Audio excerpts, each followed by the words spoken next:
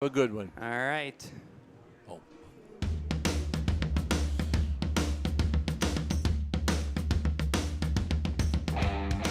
It's time for Catholic High School football on Redeemer Radio 95.7 FM. Welcome to the Tire Rack Game of the Week. More tires, great prices. Visit TireRack.com. High school football on Redeemer Radio is also presented by Notre Dame Federal Credit Union. Where you bank does matter. Now let's go to the press box for the Tire Rack Game of the Week. The temperatures have been cooling down in northern Indiana, but high school football is heating up as we're edging closer and closer to crowning conference champions and starting the playoffs as we get set for Week 7 and the final stretch of the regular season.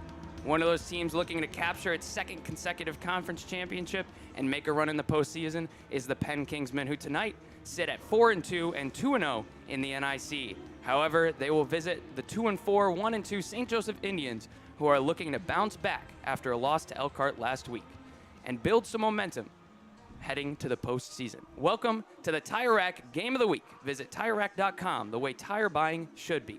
We're also presented by Notre Dame Federal Credit Union. Thanks to those of you who have joined us here on YouTube, and please let your friends know that they can watch the game too tonight. Just search Redeemer Radio Sports 95.7 FM on YouTube. Good evening, everyone. I'm John Brach, coming to you live from Layton Stadium at St. Joseph High School in downtown South Bend. Last week on this field, the St. Joseph Indians lost to the Elkhart Lions 43-7, and the Indians fell to 1-2 on the season and in the NIC, or 1-2 in the NIC, excuse me, and 2-4 overall. Meanwhile, the Penn Kingsmen have won their first 2 NIC games and are 4-2 overall, coming off a 42-3 victory over Marion last week. Former Riley basketball coaching legend Bob Berger joins me tonight. Bob, St. Joe couldn't keep up the fight against Elkhart last week, but they show some good glimpses. What will St. Joe need to do different tonight to be equally strength to Penn? Well, I tell you, if we look at the second and third quarters of last week's game as St. Joe had against Elkhart, they played very good football. And now it just becomes a matter of sustaining that overall effort, both offensively and defensively, with a few starters back in the lineup off the injury list. I think that St. Joseph will be able to sustain it for a longer period of time. Of course, as you mentioned, another thing hurting St. Joe last week was those injuries. 3 of their top leading tacklers on the team were injured. Austin Fuda and Elijah Colchis, 2 of those leading tacklers, are going to be back this week. And, of course, Cincinnati commit Dan McCullough is still out. But Fuda and Colchis are back. But last week, notably, sophomore Steven Treber stepped in and got a team-leading 16 tackles. But we'll let you answer that right after we get through this prayer and national anthem here at St. Joseph High. The source of every goodness, we thank you for all the ways you have blessed us in Christ your Son, and in a particular way for the gifts of community and athletic competition. We ask your blessing this night upon all our athletes, coaches, officials, and fans. May all be kept safe from harm during this game and be motivated by a spirit of charity and fairness, using every talent to reflect your glory. Give us the courage to make our words and actions pleasing to you, and may we resolve to work together to build up the body of Christ on earth. We ask this through our Lord Jesus Christ, your Son, who lives and reigns with you in the unity of the Holy Spirit, God, forever and ever. Amen. St. Joseph, pray for us. In the name of the Father, and of the Son, and of the Holy Spirit. Amen.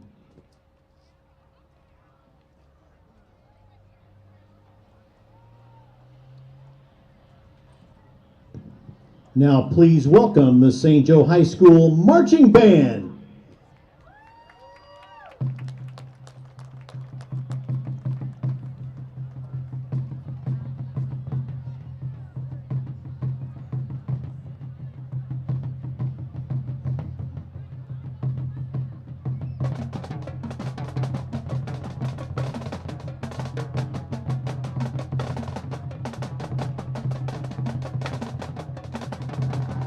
Now, St. Joe fans, please stand and clap along with the St. Joe fighting song.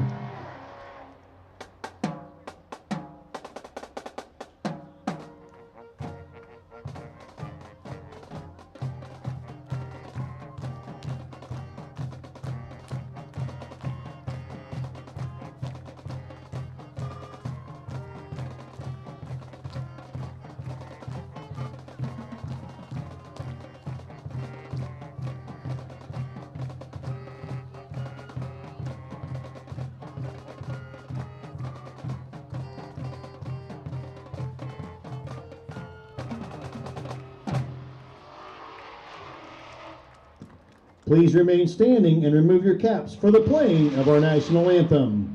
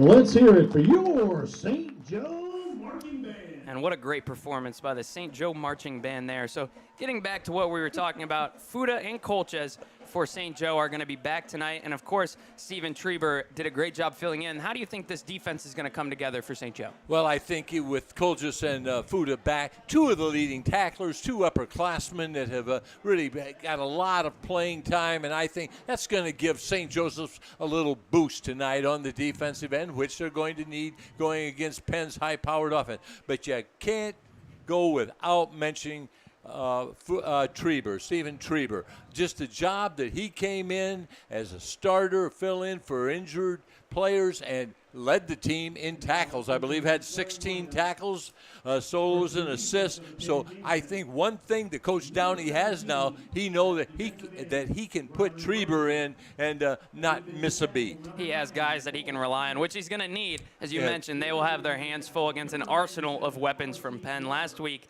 against Marion, the Kingsmen had 3 players rush for over 100 yards. Josiah Williams had 134 yards. Jake Bayless had 104 yards, and quarterback Nolan McCullough had 103. Oh, and of course, they each had 2 touchdowns as well. So no question, it's a strong offense visiting Father Bly Field tonight. And also, we have to add not only to their running game, but their passing game. We know that DJ White has 21 catches so far on the season and in just 6 games. So he is also a big threat. So it's not only the running game, but the passing game that St. Joseph's is going to have to be ready for him. And that's for over 300 yards receiving as well. So definitely a strong team here from Penn.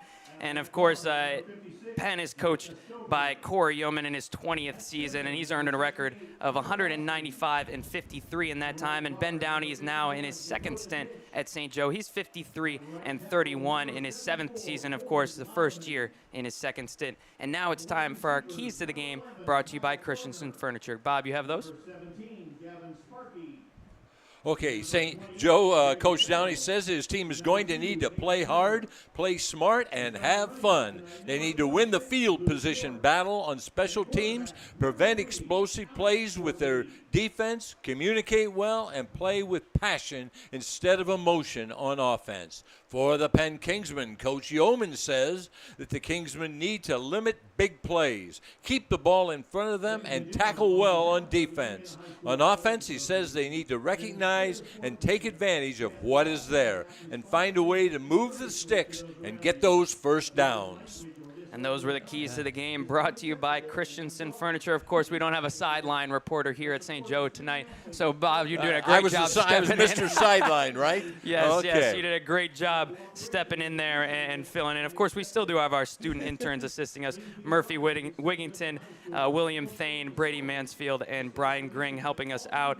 And Brian doing a great job so far. He's our video producer for the night, stepping in as we have a double broadcast. Of course, if you are looking for that Marion and Angola broadcast, you can find it on Facebook.com/957sports or on Redeemer Radio or the Redeemer Radio app. And so, of course, those were the keys to the game, brought to you by Christensen Furniture, serving Michiana since 1912. Visit Christensen Furniture on McKinley in Mishawaka. And, Bob, you have tonight's officials as well? All right, my favorite group of officials, only because 4 or 5 of them are older than I am, which is old. Al DeRue, Aaron Kosick, Luke Lassini, Michael Monahan, and Christopher Rowan. Well, Those are the officials. I think all 5 of them are older than me. No, well, not saying much. that's true, John. I know it. I hope there's no 22-year-olds out there. I don't know, but this is an older group. And this is going to be the 37th all-time meeting between St. Joe and Penn. The Kingsmen lead the series 20-16 all-time, and they have a 19-game winning streak. St. Joe's last victory was a 23-6 win back in 1976, and Penn won last year 34-3. So obviously been a long streak of winning for Penn. That's got to be a little bit of a mental game for St. Joe as well. Well, it really does. After so long that you're playing a team, you have good teams, you go up and you fall short of them like St. Joseph's has, and still come up on the short end. So, again, I'm sure nothing more that St. Joe would like to do is to end that streak and start a streak of their own.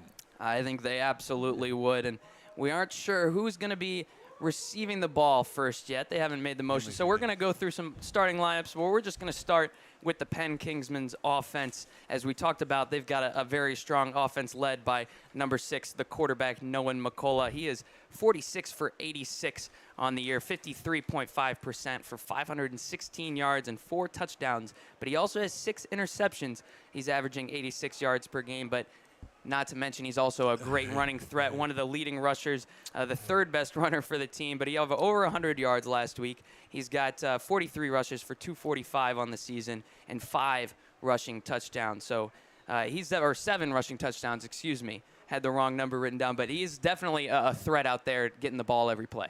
Well, he is, and when you had a running quarterback, does that put pressure on the defense? And I think that's something that Nolan McCullough really does and really helps out the Penn Kingsmen. And he's joined by running back number 7, Josiah Williams, the 6'2 senior, almost 200 pounds, has 30 carries for 246 yards, 8.2 yards per carry and 4 touchdowns. So he's a threat as well as Jake Bayless, the 5'10 junior, who's also in there with 74 carries and 285 yards, 3.9 yards per carry and 4 touchdowns, and he leads the team in rushing so far this season. At wide receiver, Elijah Cocker, who is 9 catches for 68 yards, 7.5 yards per catch. And then DJ White, as we've mentioned already, he's the other wide receiver with 21 catches for over 300 yards on the season, so he's doing a great job as well. And at tight end, Gage Goralski, he has 6 catches for 44 yards and a touchdown. And then the line from left to right, you have Danny Lupa, the 212-pound senior, Sahib Al-Sawahi, who is a senior with 300 pounds, 6'3", so they've got some big guys up there. And then Auden Jones at center, the 6'2 junior. Brennan Hoffman, returning starter, along with Sahib Al-Sawahi. And then Navan Freitag, who is the 6'5 junior, rounding out that offensive line. So a lot of size and athleticism. Well, there really are, and there's some big guys in there, and really fundamentally very sound. So it's going to be a group that's going to be tough to deal with as we see the coin toss that's taking place right now, and we'll see real quick here who won the toss and what they elected to do. Well, let's hope we can figure that out so we can actually get the right offensive. Penn won the toss, but they deferred to the second half. So it's going to be St. Joe receiving the ball. So now we'll just flip right over to that St. Joe offense. It's led by the junior quarterback, Alex Ortiz. He's a returning starter, and we've seen he can be pretty effective. 54 for 99, passing for 54%, for 657 yards, 5 touchdowns, and only 4 interceptions. He's averaging 109 yards per game. He also has 65 carries for 192 yards and 2 touchdowns so far. In at running back tonight, we're not 100% sure, but we believe Luke Short is going to be getting the start tonight at running back. He's 7 carries for 4 yards last week, but he did a great job filling in there as well. And then Brady Farrell going to step in at H-back. He's the 5'11 sophomore. He was filling in for Elijah Colches, who was injured against Adam. Elijah's back. We believe he's going to be in that defensive role only tonight. And then, of course, we have Kyle Fortner, the 6'3" senior wide receiver. He missed the first 3 games, but he's been very effective since. And then Gavin Sparky with 17 catches and 199 yards and 2 touchdowns also at wide receiver. Hayden Miller is also joining him at wide receiver, and we will get you the rest of that in a moment. But Penn is out on the field, and they are getting ready to kick off, and it is number 5, Grant Mallory, the 5'11" senior, who's set to kick for the Kingsmen. And Morrell and Fisher deep. And we are underway. That kick is off, and it's right at the end zone line. St. Joe catches it, starts running quickly. It's Hayden Miller with the ball. He gets to around the 20, but he's surrounded by Kingsmen, and he's brought down at about the 21-yard line. And that is where St. Joe will start their first drive of the evening. Bonner made the initial stop on that play, but again, Fisher got the ball right there at the end zone, was able to get it out to we'll see where it is, just past the 20-yard line. So not a bad return. And the only part of that St. Joe offense we haven't read out is that line. So that's Jack Aronowski, Micah Stover, Hunter Dawson, Dakota Ditch, and Holden Lawman from left to right on that offensive line. And they've got 3 returning starters as well who've been doing a pretty good job so far this season. And we'll get that Penn defense to you in just a moment. But St. Joe is going up to the line.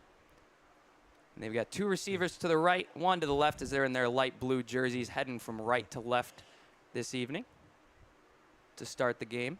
Alex Ortiz in shotgun. And he hands the ball off. Oh, he fakes the handoff. He's rolling out to the right. He completes the pass for about 4 yards. But Farrell is brought down immediately. He had the reception there. It was a great fake in there. I thought the ball was going into the line, and again, we were able to hit Farrell going out towards the right side, flaring out and saving the pass, picking up a few yards. Was going to try and get that Penn defense, but St. Joe is already back on the line. They're going with a little bit of a no huddle here. And I believe it is Brady Landinger, sorry, said that one wrong. Landinger in at running back right now, not Luke Short. So he's going to be to the right of Alex Ortiz. And they've got 2 wide receivers and an H-back out to the left side. And a little bit of a bobbled snap, but Ortiz pulls it down. It's almost intercepted, but it ends up in the hands of Kyle Fortner, who was able to make the catch for the first down, brought to you by Office Interiors. Office Interiors, creating great places to work since 1982. Jackson Griffin got the tackle for Penn on the defensive side of the ball. And he's joined, of course, to get a little bit of him in, safety Taylor Bauer. He has 39 tackles on the season. He's a junior. Dominic Bronner, the 6'2 junior, is at cornerback along with Vince Horner. And at outside linebacker is Eli Lupa. Inside linebacker Jackson Griffith. And, of course, the inside linebacker Ryan Treber, who has 42 tackles and 1 sack to lead the team. He's joined by Tommy Paulus at outside linebacker. St. Joe getting set to snap the ball, and it's Ortiz. He's running to the outside, finds a little bit of a lane, and runs out of bounds. He'll get about 7 yards on the play. Well, he did a nice job. He's faking to Laniger, going wide, and the fake to him, turned upfield quickly and made a nice gain. And the defensive line for Penn, the defensive end, Sam Sullivan, a returning senior with 12 tackles and 4 tackles for a loss. R.C. Glover is the senior 5'10", 235-pound defensive tackle. Wallace Kenich is the senior 6'2", 246 defensive tackle with 22 tackles, 1.5 tackles for a loss, or 1.5 sacks, 4 tackles for a loss. And now St. Joe snaps the ball to Ortiz. He drops back to pass right away, rolls out to the right, looking for someone downfield, but he's going to have to throw that one away. And then, of course, rounding out that line is Rylan Frazier, the junior 6-foot defensive end. Great defense that time by the Penn deep backs. Just really, there was no place for Ortiz to throw it, and he just finally threw it out of bounds rather than take a big loss. And it was definitely a good choice by Ortiz there. It was. A lot of passing so far for St. Joe. Well, they have come out with their passing game right now, and hey, they've moved the ball so far. I know it's still early in the ball game. Don't want that broadcaster's jinx on you there. Yeah, that's right. And it's Ortiz in shotgun, Loninger to his left. He rolls out to his left, having to run quickly away from some Penn Kingsmen, and he's going to have to throw that one away to the sideline as well. Well, I'll tell you, Sam Sullivan was chasing him. He was right on his heel. Then very smartly, Ortiz threw the ball into the Penn sideline. And Sam Sullivan does have a tied for the lead and tackles for a loss with 4 for that Penn defense. And he was definitely, he's a bigger boy, but he's got some speed to him there as he was chasing down Ortiz. So it's going to be 4th and about 3 for the Indians, and they're going to have to punt this one away as they're on their own 46-yard line. It's going to be Sam Sparks in to punt for the Indians. He gets the snap. That one is up a little bit low, but it lands about the 30-yard line. But a nice Indians roll a little bit, and it's caught at about the 20-yard line, and that's where Penn will start their first drive of the night. Well, Lanninger got down there quickly and stopped the thing right at the 20-yard line. So now it's up to that St. Joseph defense now to really come around. And that St. Joseph defense has safety Quinn Boyer, the 3-year starter. He's a senior, 6 foot, and he's joined at safety by Joe Piontek, the senior, 5'10", and he's a senior as well. And Sam Sparks rounds out that safety position. He is another senior out there, and he has 25 tackles and a tackle for the loss on the season as Penn gets set up for their first drive. It's Nolan McCullough at quarterback. He hands it off to Jake Bayless.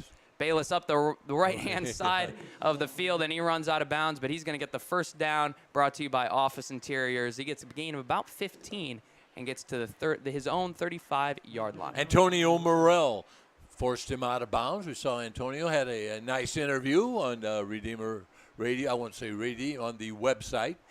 And he's the 5'9" senior cornerback. He's joined at cornerback by Hayden Miller, the 5'11" junior. And then Elijah Colchis is back at outside linebacker tonight. He was injured versus Adams, was returning tonight.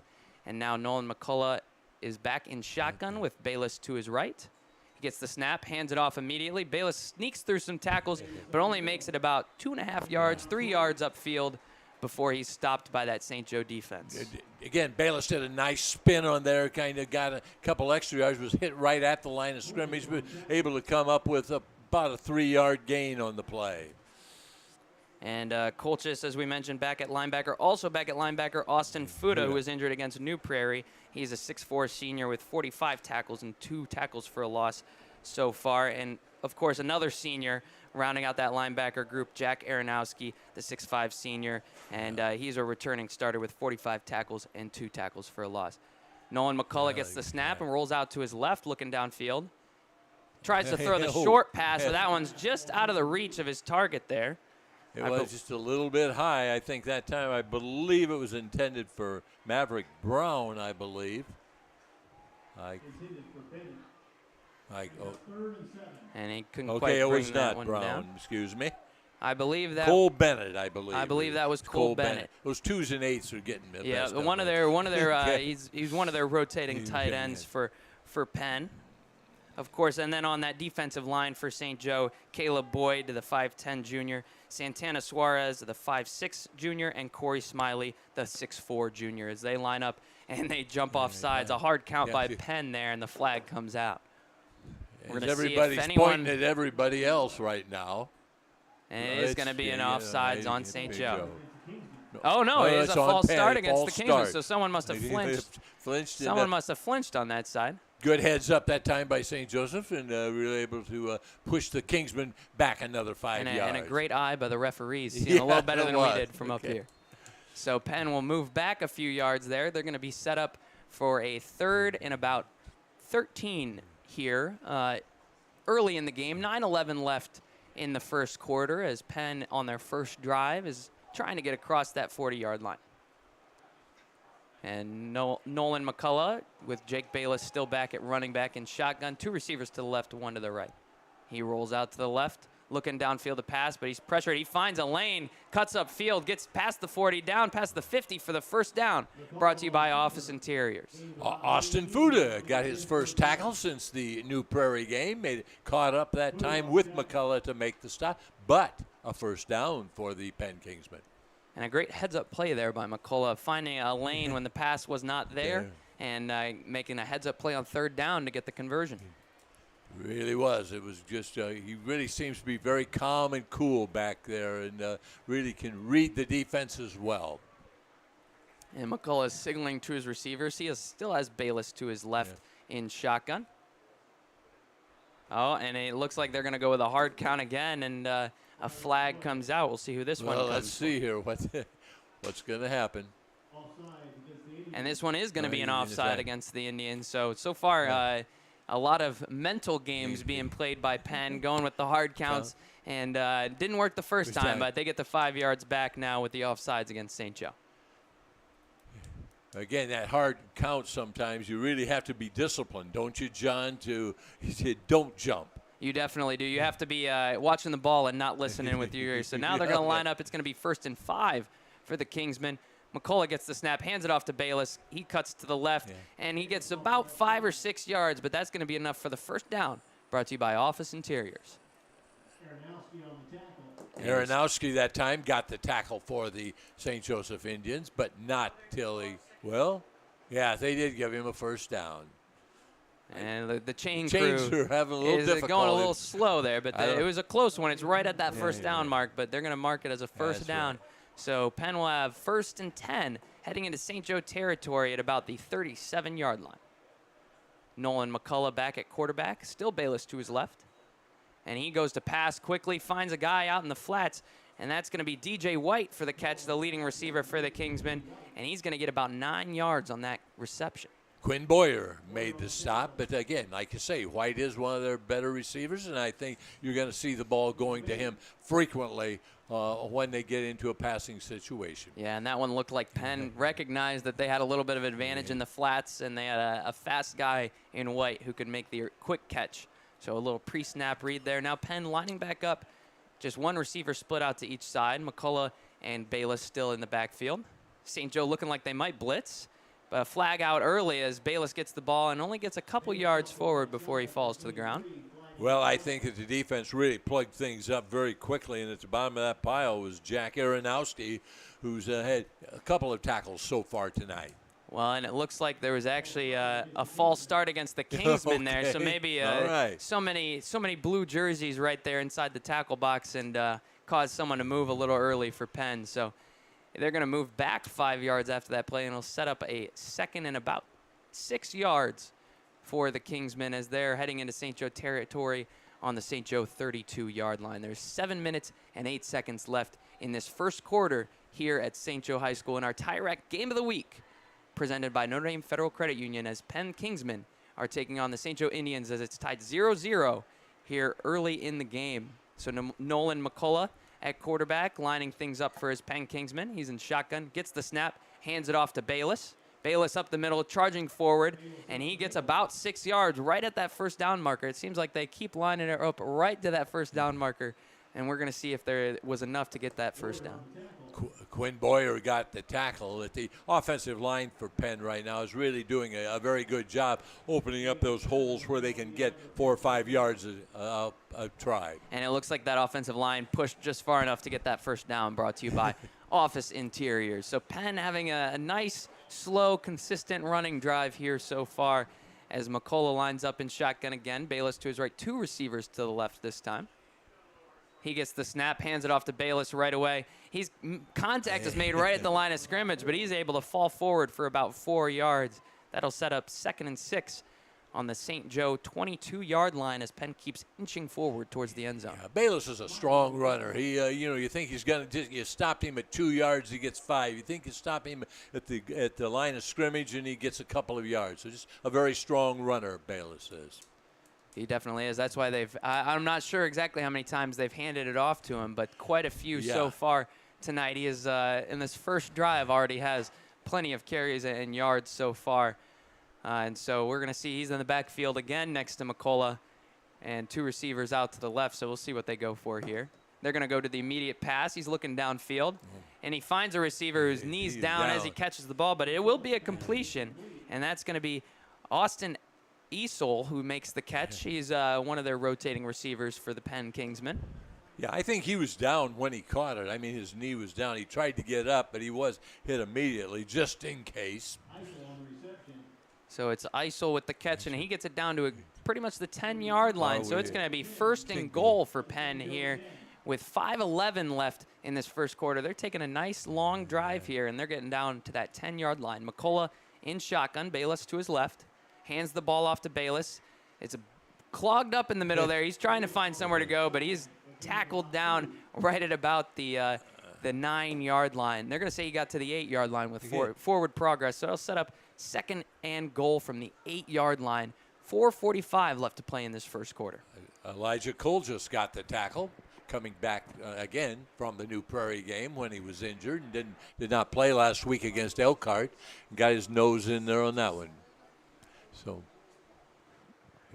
So that's about 6 or 7 rushes for Bayless, who's going to get the handoff again here. He's running to the outside, trying to find it somewhere to go, and it looks like he does, and he finds his way to the end zone for the Penn Kingsmen touchdown.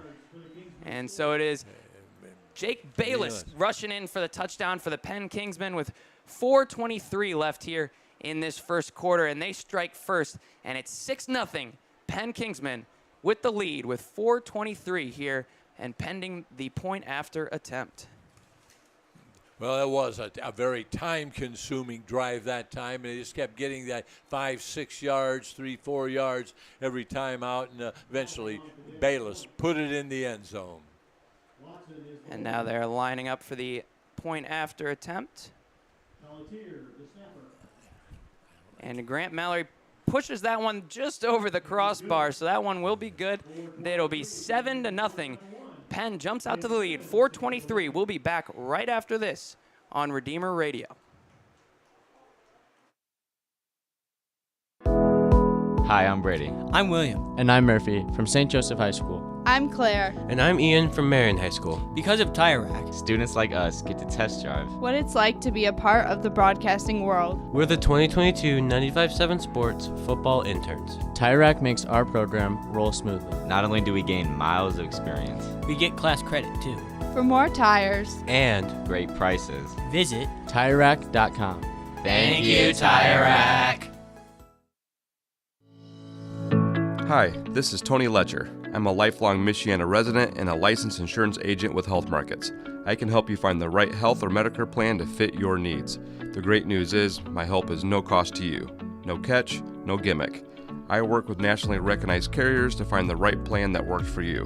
Call me, Tony Letcher, 855-776-2438, or visit my website at tletcher.com. Welcome back here on Redeemer Radio as Penn gets set to kick off after they've scored and gone to the 7-0 lead here in the first quarter against St. Joe. And that that kick is bobbled by Miller for St. Joe. He picks it up and finds somewhere to go. He's moving. He's jumping between the guys. He somehow avoids about 8 tackles there and makes his way to the 20-yard line after a bobbled catch. So a little bit of athleticism there shown by Hayden Miller for St. Joe on the return. I'll tell you, that was one of the more exciting runbacks on the kickoff return. I mean, he was tackled, or people tried to wrap him up 2-3 times, and he got away, spun, and got out to the 21-yard line. So about a 16-yard return that time on the kickoff.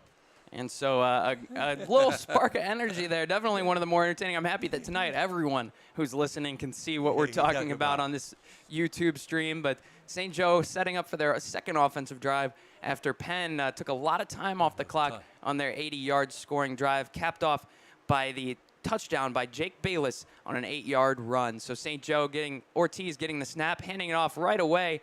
It looks like it's Loninger who gets the carry. He gets about 3 yards, and that'll set up 2nd and 7 for the St. Joe Indians. Well, that time it was really a good hard hit in there by Jackson Griffin, who met Loninger after a gain of about 2 or 3. And so St. Joe will now be on their own 23-yard line, almost the 24-yard line. And they're going to be setting up in what looks like a little bit of one receiver out to each side. And I believe it's still Loninger in at running back. Looking to the sideline for the play call. Ortiz in shotgun. Loninger to his right. 2 receivers to the left. Fakes the handoff. Fakes the pitch. He's trying to find somewhere to go, but he can't find anywhere. He's tackled by a swarm of Kingsmen. And that's going to be a loss of about 10 yards. That will be a big loss. The left side of the defensive line for Penn that time got through, and really there's no place Ortiz could go. So that's going to be a loss of about 5 yards with forward progress. Thomas Paulus made the initial hit on that, a kind of a famous name in the area. I believe he's the younger brother of Ron Paulus Jr., right. the fourth, or I guess third string quarterback at Notre Dame now. They're of course both the son of the assistant athletic director, former quarterback of the Notre Dame Fighting Irish. So he's doing a great job out there for the Penn Kingsmen tonight, getting the tackle. But St. Joe's going to snap the ball, and they're going to do a little bit of a reverse counter play there, get it to Leininger, who's going to get a few yards, find his way to about the 25-yard line, and that'll set up a long fourth down in their own zone. So St. Joe's going to set up the punt team. Well, I'll tell you, Leininger's carried the ball numerous times here for St. Joseph, just hasn't been able to get quite that extra yardage that they need to move the stakes. So St. Joe at their own 24-yard line will set up the punt and have Sam Sparks out there to kick. And it's Bayless and White back to return for the Kingsmen. The punt is almost blocked, but he gets it off. And it goes into the hands of Bayless, who runs out to the right. Oh, actually, I think that's Anderson. Cam Anderson out there returning, actually. Yes. So he gets the catch and gets it to about the St. Joe 47-yard line on the return, but there is a flag down on the field. Let's see back what closer happens. to the line of scrimmage, so we'll see what happens. They're holding it right there. They're going to talk. Let's see what the men in stripes have to say. And they're bringing all the refs in to figure out what happened here. So roughing the kicker? Looks like a roughing the kicker and a holding call against the Kingsmen. So it was just a preface here. It was a 4th and 7. Well, I know you said, John, almost blocked. So it's a holding and a roughing the kicker call, a roughing the punter call. So the holding penalty will be declined, but the roughing the punter will be accepted. It's a longer penalty. And so St. Joe will get the first down because it was 4th and 7. All right, a big break there for St. Joseph's. A big break. That's a 15-yard penalty, so it's a very big break. It'll get them up to the 39-yard line, the 40-yard line, actually. Well, I knew that the Penn defense got in there quickly on it and maybe carried it out just a little bit too much. There's about 1 minute and 52 seconds left in this first quarter. St. Joe getting a big break there, getting roughing the kicker on 4th down. They're going to set up for first down now on the 40-yard line.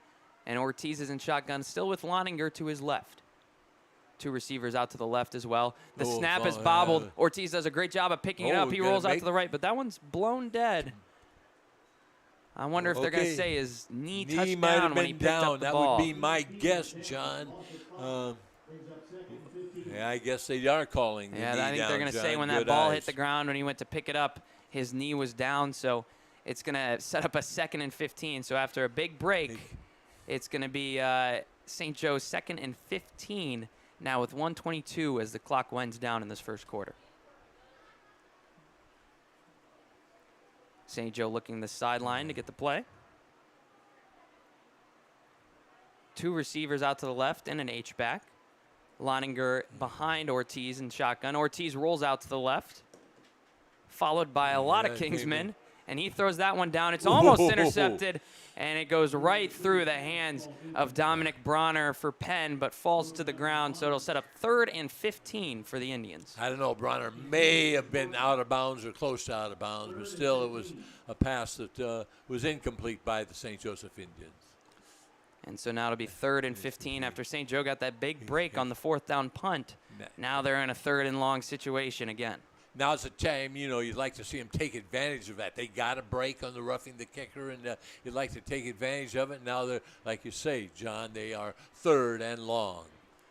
And so Ortiz in shotgun, still with Leininger to his left. 2 receivers and an H-back to the left as well. He drops back to pass. Looks right over the middle of Leininger on the screen, but he slips and falls trying to make a defender miss, and so he'll fall right at the 39-yard line, almost where they started after that penalty. Yeah, I think a gain of 4 isn't there on that. Pass St. Joe not able to capitalize on that break, that big break, and they're going to have to punt yet again here on their own 39-yard line. There's 35 seconds left in this first quarter, so they will have to punt, about a 10-second difference between the play clock and the game clock. Williams and Cam Anderson deep for the Penn Kingsmen. So White and Anderson deep for the Kingsmen. Sparks to punt for St. Joe. gets the snap and the punt off quickly. That one drops around the Penn 35-yard line and dies just about there. So it looks like Penn's going to get this one at the 33-yard, their own 33-yard line. There's 5 seconds left in the first quarter, so they'll have to do one play here to cap off the first quarter as Penn leads St. Joe 7-0 with 5 seconds left in the first quarter. And so St. Joe not able to do much there, setting up Penn with some pretty good field position. They're going to say this one is actually touched by St. Joe at about the 34-yard line where Penn will start their drive. Not bad position for Penn. So, again, defense last time for St. Joseph rose to the challenge. They've got another challenge ahead of them. McCullough at quarterback. Hands it off. He fakes the handoff, sends it out to White on the bubble. He gets it and rushes past the first down marker and out of bounds at about the 46-yard line. And that'll be the last play of this first quarter as time expires on the first quarter. Penn leading St. Joe 7-0. We'll be back right after this with second quarter action here on Redeemer Radio.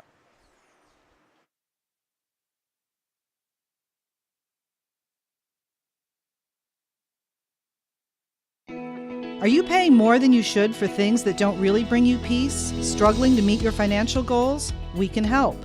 Hi, I'm Diane Freeby of Notre Dame Federal Credit Union, inviting you to learn how making little changes to daily spending habits can make a big difference.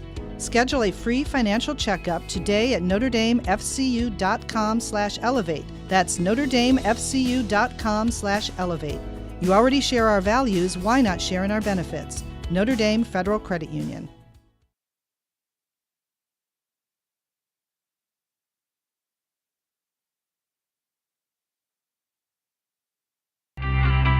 Hi, I'm Brian Gring, St. Joseph High School class of 2023. At St. Joe, I'm involved in German Club, peer mentoring, and theater. By the time I graduate, I will have taken part in 8 productions with St. Joe Theater. The fall plays and spring musicals have introduced me to a very welcoming and supportive community, one that represents our school as a whole. For me, St. Joe is one big family. The impact left by students and staff will stick with me long after I finish high school. Learn more about joining the St. Joe family at stjoehigh.com. Go St. Joe. Welcome back here on Redeemer Radio as we have Penn and St. Joe facing off in our tie rack game of the week. Penn leads 7-0 as we're set to start the second quarter. Penn with their offense on the field on their own 48-yard line as they get set to start this second quarter. It's McCullough at quarterback, hands it off. And the running back is running to the outside, trying to see the number. It's Josiah Williams who gets the carry. He looks like he's going forward, goes a lot east and west, and only gets to about the 50-yard line, a 2-yard gain for the running back in for Penn. It looks like Penn is alternating backs by quarter because we know Bayless played the whole first quarter. Now they have Williams in their running back for Penn. Let's see how if he stays in the whole second I wonder quarter. if it's that or drives because I think he was in on that last play of the first quarter for Penn as well. He just didn't get the carry. Okay, very good observation, either way, it's the John. second drive for Penn here as McCullough's in at quarterback and it's Williams at running back. McCullough passes the outside to White. White makes the catch and gets forward just past the first down. That one's going to be a gain of about 11 yards. And it'll be a Penn first down brought to you by Office Interiors, creating great places to work since 1982. Well, they sure do go to White when they go to their passing game. When one of the running backs isn't going with it, they appear to be going to White frequently. Someone that St. Joseph going to have to be very aware of. And White's doing a great job. They aren't pressing him, so he's taking advantage of that space that they're giving him. It's McCullough at quarterback, again with Williams to his left. White out to the right side. And it's a handoff to Williams. He hurdles over the line, finds a little bit of space, and then he's met by some Indians. And they bring him down at about the 34-yard line, heading into St. Joe territory. Well, Quinn Boyer got a nice tackle while he was up in the air there and stuck him right in the midsection and brought him down, but still a nice little gain that time for JoJo Williams. That's a gain of 6 for the Penn Kingsmen, and it's going to set up a second and a long 4 yards as they are on the St. Joe 34. McCullough at quarterback, still with Williams to his left. DJ White to his left-hand side now. They hand off to Williams on the counter. He bounces to the outside, finds a little bit of space. He's getting down past the 30 and runs out of bounds around the 28-yard line. So that'll be a first down brought to you by Office Interiors. Again, Williams changes directions very quickly. I thought he was going to the right side, just stopped, turned around, came off the left end, and got a little, well, got a gain.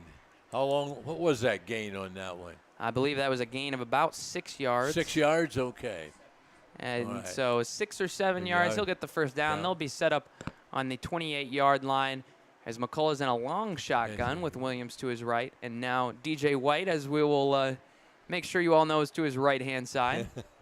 Quick pass off to the left, and not many yards off of that one. It's the tight end, or the receiver, sorry, Elijah Cooker. Okay, so a little bit of a gain that time. Again, I'm not sure. Is that Cooker or Coker? I think it's Coker. I think you're right. Coker, okay. I accidentally added an extra O in there. They put it. All right. So yes.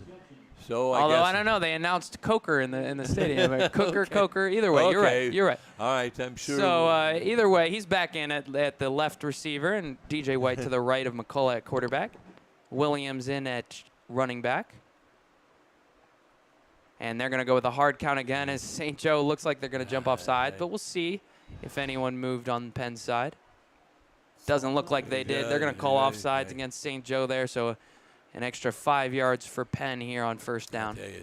Again, there's times that St. Joseph's really seems to be a little over-anxious sometimes to get in there and make that contact, and it's cost them now, I think, twice now on the hard count, as you say, John. What do you mean by a hard count? What are you talking about? A hard count. He goes with he tries to say it as hard as he can, and their whole team knows that they're not supposed to go, so they do a great job staying disciplined on that one.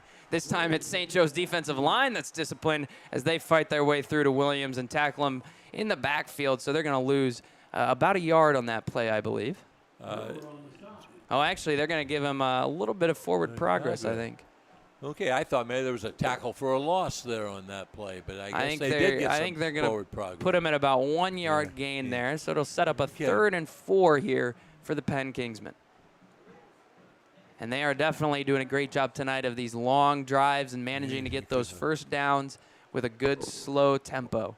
7-0 with 8:38 left in this first half. And now McCullough's under center with Williams back deep behind him. Do a fake toss to Williams. McCullough rolling out to the right. Looking deep to the end zone for White. And White can't quite bring it in. A good defensive stand there. Well, I believe it's Antonio Morel on the He was right there with him. Did a good job, Antonio did. Incomplete pass. 4th down. So Morel and the St. Joe defense doing a great job in coverage there, forcing a 4th and 4, but Penn well into St. Joe territory. And you got to expect this is four down territory for the Kingsmen. Yeah, I don't think there's a lot of question on that right now, but we shall see. And they're going to keep their run. They're going to keep their offense out on the field. Okay. And it's going to be Williams with the Play. handoff. He's running to the outside, almost brought down. And then it looks like he gets a couple extra yards, might get the first down, but we'll have to see what that flag was right at the beginning of the play on the opposite side of the field from where the rush was going. Tommy Eck that time did make the contact and made the tackle, but let's see what the flag was all about. Austin Fuda over near where the flag was seems to be motioning that it's going to be against Penn, and it is. It's a false start or illegal motion against the Kingsmen. So they're going to move back for a much longer 4th down try. They looked like they almost had the first down there on 4th. They were close, I think. They were very close. And now they're going to have to move further. Well, I'm going to guess that they were past it, or St. Joe would have declined the penalty. So they're going to move back and set up about a 4th and 8 try now. Penn does leave their offense on the field, 4th and 8 on the St. Joe 28. McCullough at quarterback, Williams to his right. McCullough gets it, drops back to pass, but there is a flag down, and they're going to blow that one dead. Well, it looks like and that's going to be a false start against the Kingsmen. So Penn on a good drive there, making progress, and then they get to a 4th down try, and a couple of mistakes push it back from a 4th and 4 all the way now. It looks like it's going to be a 4th and 15, I believe? 14, I believe. Now let's see what play comes in from the sideline from Coach Yeoman. And they're still keeping that offense out, though. So they're confident in this offense on 4th and 14. Well, it makes it interesting. McCullough at quarterback. White in the slot to the right-hand side. He has Williams to his left. And McCullough pressured, has to scramble out to the right-hand side. He finds some room, gets the first down, and gets out of bounds. Showing a little bit of speed and why he's got 7 rushing touchdowns and had over 100 yards last week.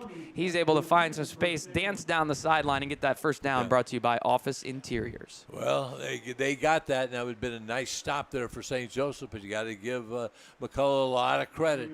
He saw where those stakes were, and he went after them and got them. And so he gets the first down. Now the ball on the 15-yard line. So it'll be 1st and 10 from the 15 as Penn sets up with McCullough at quarterback and shotgun. Williams to his right. Kellen Watson out at wide receiver now. They're going to hand it off to Williams. He goes off to the right side, gets a few yards. The shoestring tackle that time, but that was Treber in there. Excuse me, Colgis on that tackle. So, again, just got him around the ankles and hung on and got the tackle. And it was after a gain of about 3 for the Kingsmen. So they're going to have a 2nd and 7 from the 12-yard line. With 7:13 left here in the second quarter as Penn leads St. Joe 7-0. In our Tire Rack Game of the Week, McCullough gets the snap, hands it off to Williams. Williams met pretty quickly by that St. Joe defensive line. Might have gotten about a yard or two past that line of scrimmage before he was brought down. Great defense that time by St. Joseph. Met Williams right there at the line of scrimmage. May have got a little bit, but again, coming up from that safety position that time was Tommy Eck, and he made the initial contact. And so Tomiak making the stop, setting up the 3rd and 5 for the Kingsmen as they set up in shotgun with McCullough and Williams still in the backfield. Elijah Coker out to the right as McCullough rolls to the right. He finds some room to run, but he's met by St. Joe right around the 5-yard line. He falls forward to about the 2, getting close to the end zone, but definitely getting that first down. Brought to you by Office Interiors. Well, that's going to make it 1st and goal for Penn. Again, they have really controlled that clock so far here in the first half. Well, Penn has done a great job, even pushed back in a long 4th down situation. Right, that was key. Finding a way to move the chains, which was one of their keys to the game tonight, moving the chains and finding a way to get a first down. They've definitely done that here and managed to bring the clock down as they lead 7-0, and they're set up on the 2-yard line for a 1st and goal heading into the St. Joe end zone. And it's the refs calling a timeout now to discuss something after Penn had gotten to the line of scrimmage. Ben Downey walking over, trying to figure out what's happening. He wants an explanation. I guess he got one that satisfies him. And so he's making sure he's got his big defensive set in there as Penn is knocking on the door here with 6 minutes left in this second quarter. McCullough under center now. Williams behind him. McCullough gets the QB sneak, and his line gets the great push and finds their way into the end zone. McCullough trails to get the touchdown for the Penn Kingsmen with 5:48 left in this second quarter. Actually, it looks like they might be saying he fell down. I think they're going to say he fell down before he got to the end zone. So never mind. He didn't get into the end zone yet. I thought he walked right through that. He didn't get to the end zone yet. So now it's going to be 1st and goal from about the half-yard line, 2nd and goal from about the half-yard line. And that time he definitely got into the end zone for the Kingsman touchdown. So add 6 points to the board as Nolan McCullough gets the touchdown for the Penn Kingsmen, adds another rushing touchdown, brings his total to 8 on the season on a long and impressive drive by the Kingsmen there. It was, and they really just steadily moved the ball. And as you mentioned, John, the big 4th down play where they got that first down was real crucial in this series of downs. Let's see. They got Mallory in to attempt the extra point, who got the first one on their first score tonight. And the snap is off. Mallory kicks it.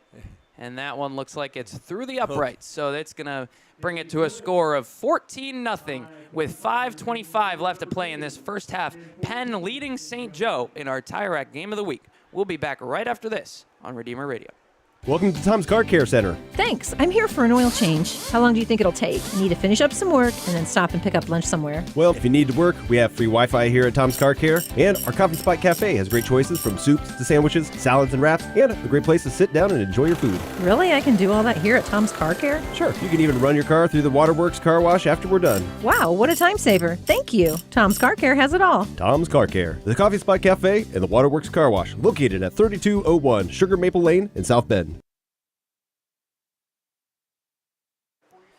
Welcome back here on Redeemer Radio.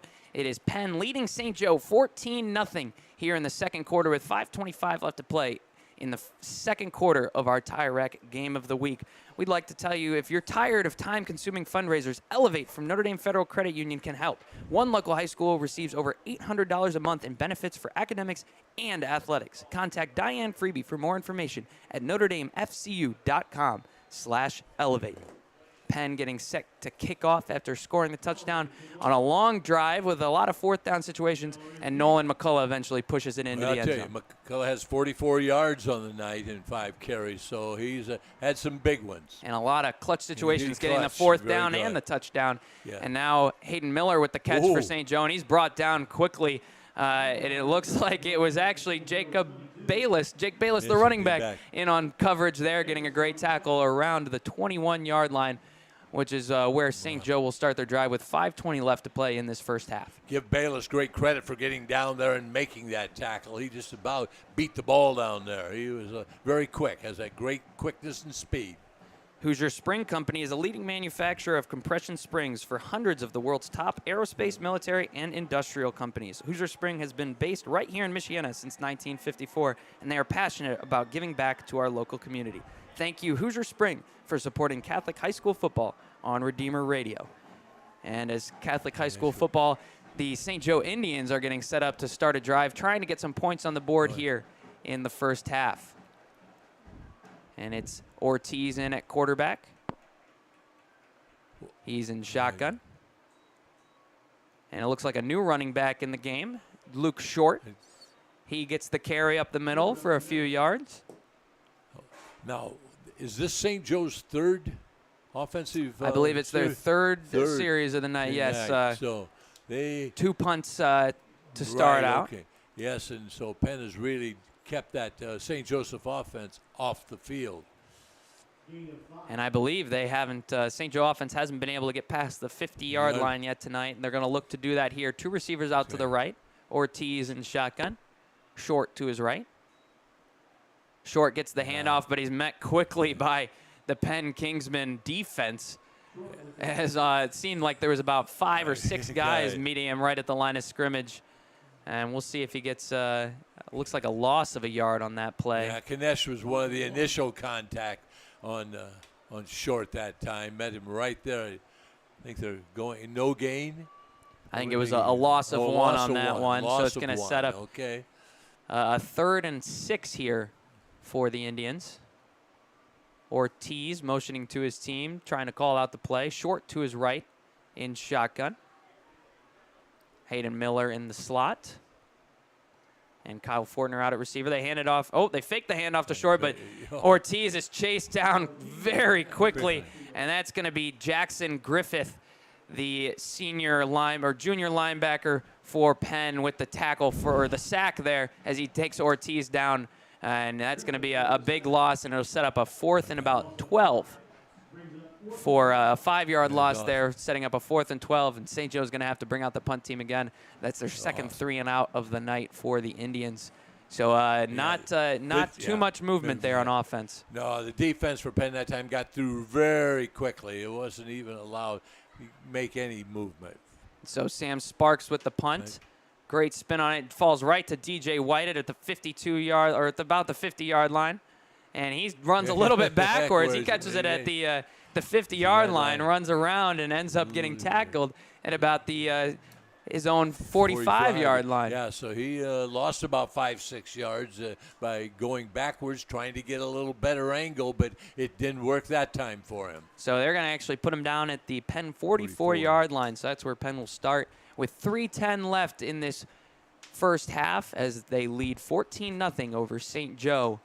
And they've definitely done a good job on offense of taking things slow and just moving that ball downfield. It is with this, like you say, 3:10 left. I could see Penn running this half out the way they've been playing so far. And one of the people who's been doing it well is McCullough, the quarterback. He gets the keep this time, runs right upfield, and gets a gain of about 16. And the first down brought to you by Office Interiors. Finally caught up to by Piontek, got the tackle, but not after a nice big gain. And so now that's across the 50-yard line, and he's going to get, actually, I think about 19 yards there on the carry. So that sets them up on the St. Joe 38-yard line, and they're on 1st and 10 with under 3 minutes left now to play in this second quarter. McCullough in at quarterback still, and I think it's Bayless back in at running back. He drops back to pass. Still McCullough retreating. is surrounded. He finds Bayless on the little pop pass. Bayless with some space, breaks the tackle, finds his way to the outside on the 30. He gets down to the 25, cuts it back, and he falls down around the 22-yard line as he gets caught up to by a handful of St. Joe players. Looked like Hayden Miller in there for St. Joe. Boyd was in there. There were a number of players. Finally, but not after a big gain. A very impressive catch and then run by Bayless there, weaving from the right side of the field to the left, cutting it back to get a couple extra yards, and he did a great job there. Was that a setup screen, John? I'm not. I thought St. Joe was getting through there quickly. It looked like it was the way Bayless popped out to the right-hand side, and it definitely worked to get that first down, brought to you by Office Interiors. McCullough gets the high snap, hands it off to Bayless, finds his way through the massive St. Joe and Penn blockers, and he makes his way down to the 10-yard line. So another first down for Bayless as Penn is charging down the field, not taking a lot of time off the clock this time, but they are marching down the field. I'll tell you, Lupa, Allshaw, Jones for the Penn on that left side of that offensive line, really blowing open some big holes. And they are definitely pushing down the field in all respects on the line, in the backfield, and the wide receivers. DJ White out to the right-hand side. Bayless still at running back. McCullough gets the snap and shotgun, hands it off to Bayless. He pushes forward, gets a couple of yards before he's brought down. It's a gain of 2 on the play. And again, stopped that time by Fuda. Definitely St. Joe happy to have Fuda back on the Yes, field. he He's is. been doing a good job of being a little bit at least of a contain for that Penn Kingsmen running game. Well, you know, he is a senior, and he's had played a lot of downs out there, so he knows what it's all about. So Penn now second and goal, from the St. Joe 7-yard line with 1:11 left to play in this first half. McCullough rolls out to the right, looking downfield. He finds DJ White, who gets his feet down and gets the touchdown for the Penn Kingsmen with 1:04 left to play in this first half. The Penn Kingsmen now jump out to a 20-0 lead over the St. Joseph Indians. A great quick drive there for the Penn Kingsmen. Well, that was 5 plays to get that score, so they moved, like you say, John, they moved it very quickly. And now they will send out that point after attempt. Their team, they're 2 for 2 tonight with Grant Mallory in to kick. And that was the first passing touchdown for the Kingsmen tonight. They had 2 rushing touchdowns so far. Mallory in to kick. The snap is bobbled. Mallory's going to actually get the handoff here. He's going to rush forward, but St. Joe's going to find him before he gets to the end zone.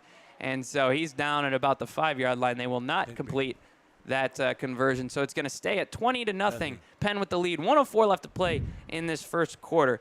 That gives us a chance to tell you about Holy Cross College. Join Holy Cross College Campus Preview Day on October 10th from 1 to 5 p.m. Register at hcc-nd.edu/visit. Serious scholars, courageous citizen, virtuous leaders, and passionate disciples.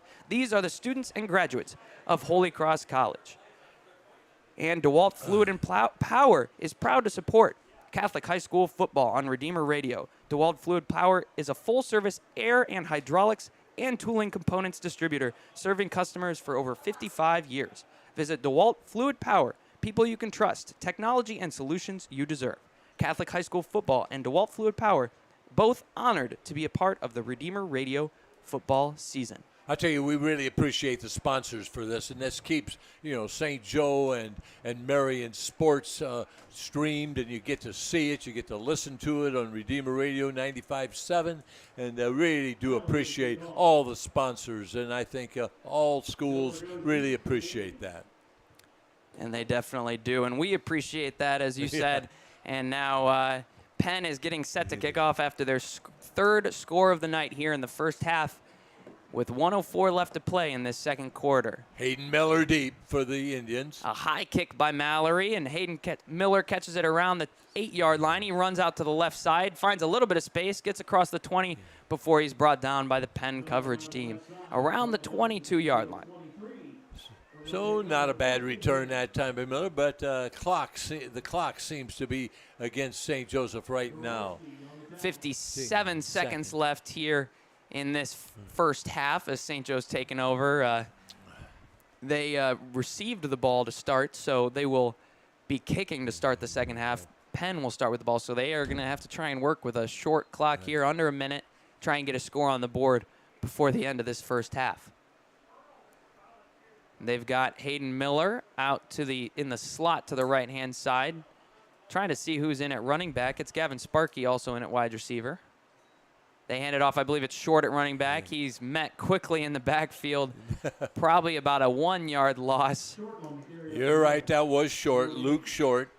No He's gain. just a sophomore, young sophomore, 5'9", 147-pound running back.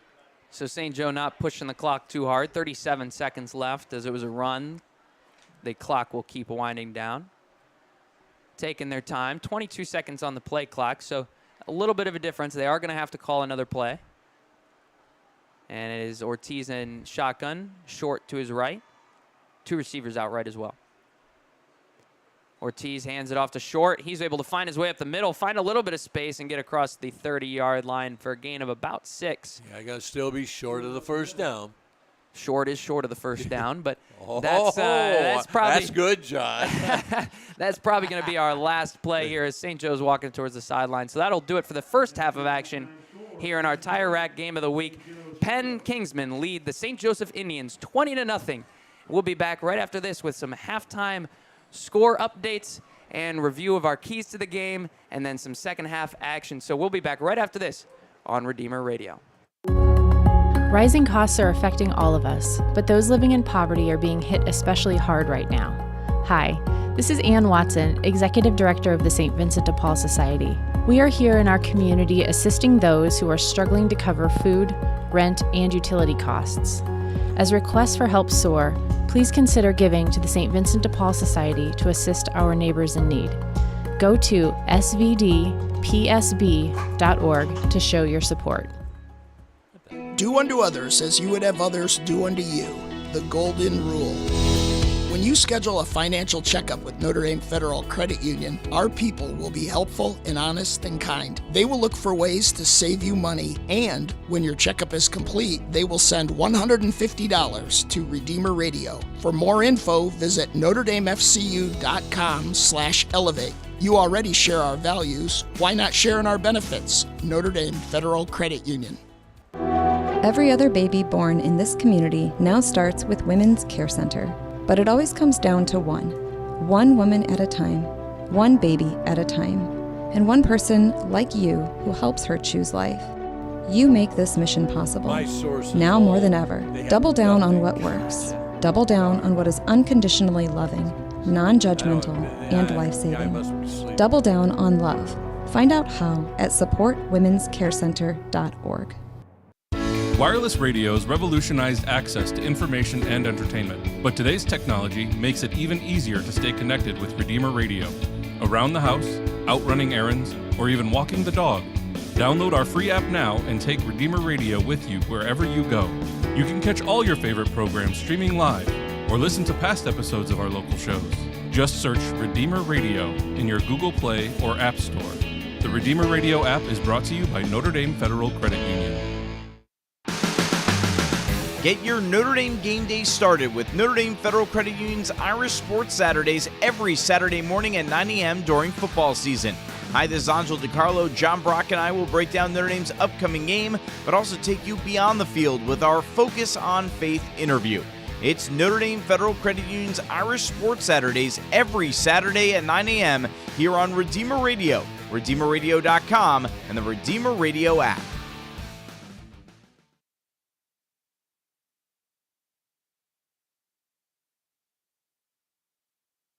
Planning your financial future, contact me at tony@catanzarifinancial.com. This message isn't about my business. It concerns something far more important, uniting our country under God. My father and mother, Joe and Mary Catanzari, lived their lives based on love of God, family, and country. Consider the question I recently posed to their 8-year-old great-grandson, my grandson, Rocco. If we all do our best to keep the 10 Commandments and treat others the way we'd like to be treated, how many problems would we have? He looked at me and said, not very many.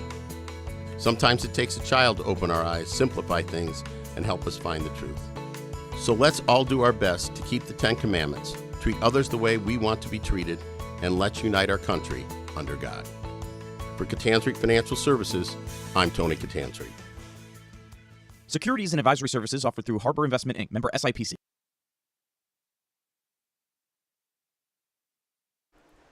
Welcome back here on Redeemer Radio YouTube account. We're happy you joined us here for this double broadcast tonight. We are broadcasting the St. Joe Penn game for our Tire Rack Game of the Week here.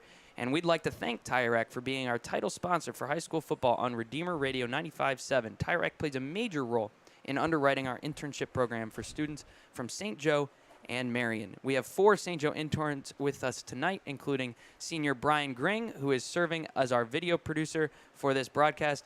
More tires, great prices. Visit TireRack.com, and he's doing a great job on this video production tonight. Interns stepping up in all kinds of roles for us, and it's great to get that kind of experience for them. And it's just before 8 p.m., and we'd like to let you know that you are watching Penn and St. Joe in Week 7 of the high school football season in Indiana. It's the Tire Rack Game of the Week presented by Notre Dame Federal Credit Union. And St. Joseph High School is a Catholic honor roll school that prepares its students for life. Graduates are faithful, resilient, and ready for the future. Learn more about joining the St. Joe family by visiting stjoehigh.com. And did you know that Redeemer Radio has started a national Catholic podcast network called Spoke Street Media? Our mission is to provide content that invites those listening to grow closer in their relationship to God. Head to spokestreet.com and you can find more than 40 podcasts that are now part of our network from all over the country. All right, it is Penn leading St. Joe 20-0 after that first half of action. 3 impressive long drives from Penn, all ending in a score. And St. Joe, a couple of 3-and-outs, and then one a little bit longer drive, but still couldn't quite make anything happen. Well, I think Penn did a very effective job of controlling this ball game. They had long drives and got 3 scores on those, and I got to give them a lot of credit. I think you got to give Penn defense a little bit of credit too, because St. Joe has not really been able to get going offensively, and I think that's an adjustment that they're going to have to make at halftime. Is they're going to have to move that ball and move the sticks, as we say, and move that ball down the field where they can get into scoring position. All right, let's review our keys to the game brought to you by Christensen Furniture and see how the teams are doing after a half of action. St. Joe coach Downey said his team needs to play hard, play smart, and have fun. They need to win field position battle on special teams, prevent explosive plays with their defense. How do you think they've been doing so far? Well, I'll tell you, we talk. I hope they're having fun. I don't know, but no. Again, when they talk about, they've been on the hard count, as you say, John, has hurt them a little bit from time to time, and I don't know. That's just staying back and being disciplined, and as you say, watching the ball and not listening to the voice. So not as well as what I think they would like on that field position. Well, we talked about getting over the 50-yard line there earlier. I'll tell you what, they've been doing a good job of making Penn start relatively deep. I think the farthest Penn started at about the 34 on one drive, but on the 20 for another. But they just the defense has not been able to stop them charging down the field. And then, of course, St. Joe's keys on offense. They wanted to communicate well and play with passion instead of emotion. I don't know if they've been, I don't know about the communication. You can't really tell, but I don't know that they've really been playing with too much passion as they haven't been able to get down the field. Well, I tell you, sometimes the passion can leave you when things just aren't going right, and that's something where they're going to have to refocus at halftime in the locker room and come out, with that passion, as we say. And then for Penn, Coach Yeoman says the Kingsmen need to limit big plays and keep the ball in front of them on defense, as well as tackle well. I think they've been doing that completely. They've done that well, I would have to say. They really have all three of those categories they've done well on. And then on offense, he said they need to recognize and take advantage of what is available, what's there, and find a way to move the sticks and get first downs. I think that if that's the key, they've executed about as well as any team could. Yeah, there you get a high grade on that, because they really have. I don't know where they were, 4th and 14, and were able to get that first down. And I think that would just kind of exemplify really how they have been able to move the sticks. Absolutely. They've been moving them very well, especially on that first drive, going 80 yards, finding a way to just consistently get those third down conversions. And then, as you said, they get pushed into a 4th and about 14, and they still find a way. Nolan McCullough doing a great job both passing and running for the Kingsmen, and he finds a way to get the first down and eventually get them into the end zone on that drive as well. He did, and he's done a great job. Same with Bayless at that running back. Really, they've opened up, the line has opened up holes for him, and they have been able to move the ball, both McCullough and Bayless. All right, and that has been our review of the keys of the game, brought to you by Christensen Furniture. And so after the first half of action, Penn leads St. Joe 20-0. And we're going to take a quick timeout. We're going to bring you back with some scores from around the area and update you on that in just a few minutes. And then, of course, some second half action to follow that. Stick around right here on Redeemer Radio. After a fight with my wife, I was complaining to God. Why does it always have to be about her? Can't it be about me? And God spoke to me, not audibly, but in my heart, and with words I'll never forget. He said, "You have every right to make it all about you, to put your own needs first. You have every right to be average, to be ordinary, and not to become a saint."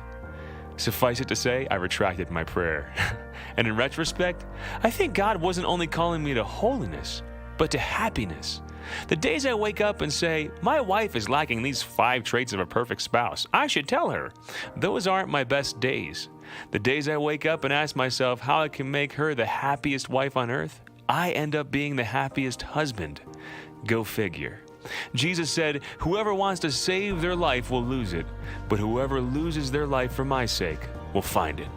This is Chris Stefanik from RealLifeCatholic.com. Hi, I'm Nick Becker, class of 2023 at Marion High School. I'm a Berger Scholar, a program that assists students with special needs. Through this, I've seen how welcoming Marion is. I'm involved in student council, liturgical choir, and drumline, but my favorite activity is drama club because everyone feels like family. I enjoy all my classes, most of all, religion class. If you can't tell, I love my school. To learn more, visit marionhs.org. Go Knights! We know you like football, so do we. We're TireRack.com, and this is our version of a 2-minute drill, except it's only 30 seconds. TireRack.com has an enormous selection of tires. Not sure which ones to buy? Use our tire decision guide to find the right tires for your vehicle and the way you drive. Then get them shipped fast and free on all orders over $50. Shipping is in as little as 1 day, free. TireRack.com ships to independent, recommended installers. TireRack.com, the way tire buying should be. Touchdown! Welcome back here on Redeemer Radio to our Tire Rack Game of the Week. And we'd like to let you know that Hoosier Spring Company is a leading manufacturer of compression springs for hundreds of the world's top aerospace, military, and industrial companies. Hoosier Spring has been based right here in Michiana since 1954, and they are passionate about giving back to our local community. Thank you, Hoosier Spring, for supporting Catholic high school football on Redeemer Radio. And the St. Vincent de Paul Society's fundraising gala is happening on October 19th. Support the good works of the Society by attending one of their event or bidding on the silent auction items. Go to foundersgala.givesmart.com for more information. And now, Bob, I think we've got some updates from scores around the area, so could you take us through those? All right, let's look at the scores that we have right now. Northwood is leading Mishawaka 14-7. 6. That is a halftime score now. That's just been updated. Concord is up on Northridge 16-0. There's one I'm missing so far. All right, I went with Northridge. I'm missing the one above that. Mishawaka needs to pull their weight back in that Northwood game. I don't know how I predict. I'm just probably smiling right now. Warsaw is up on Wawasee. That's a halftime score, 30-0. Last score we've had is Plymouth 6, Goshen 0. That's also one that we didn't pick. Goshen not having any wins on the season, so you did pick it. Excuse me, John. Excuse me. You did pick it. You had the Rockies coming through on that one. So far, they're backing you up. So far, all right. After in the second quarter, Elkhart 21, Adams 0.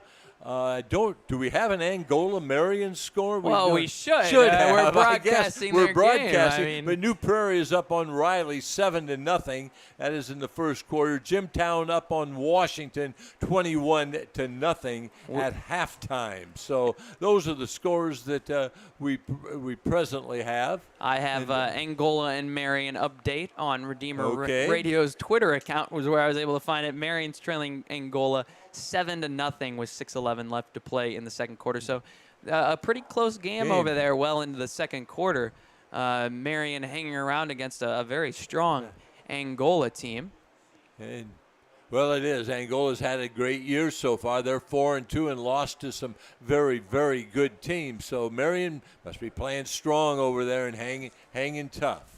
And so we talked about the coaches' keys for the game heading in and how they've been doing so far. But looking after that first half, what do you think each team needs to do heading into this second? St. Joe to get back into it and Penn to not let that happen. Well, I think Penn, if they can continue to run that ground game with an occasional pass thrown in there to White, and control the clock, well, I think Coach Yeoman, would really like to continue to do what he has been doing so far in the first half. Well, and I'll jump in there. I have a couple of stats. We have one of our interns, William, doing a great job on stats tonight. We don't usually have that, so we're very privileged nice. tonight I appreciate that, here William. on this live stream. And he's let us know Bayless for Penn has 64 yards on 9 carries. He's a 7.1 average, so he's doing a great job at back for the Kingsmen. McCullough, 63 yards on 6 carries with a 10.5 average. He's been coming in at the exact right moment with his rushing game. And then Williams, who we've also seen at back, he has 17 yards on 6 carries for about 2.5 yards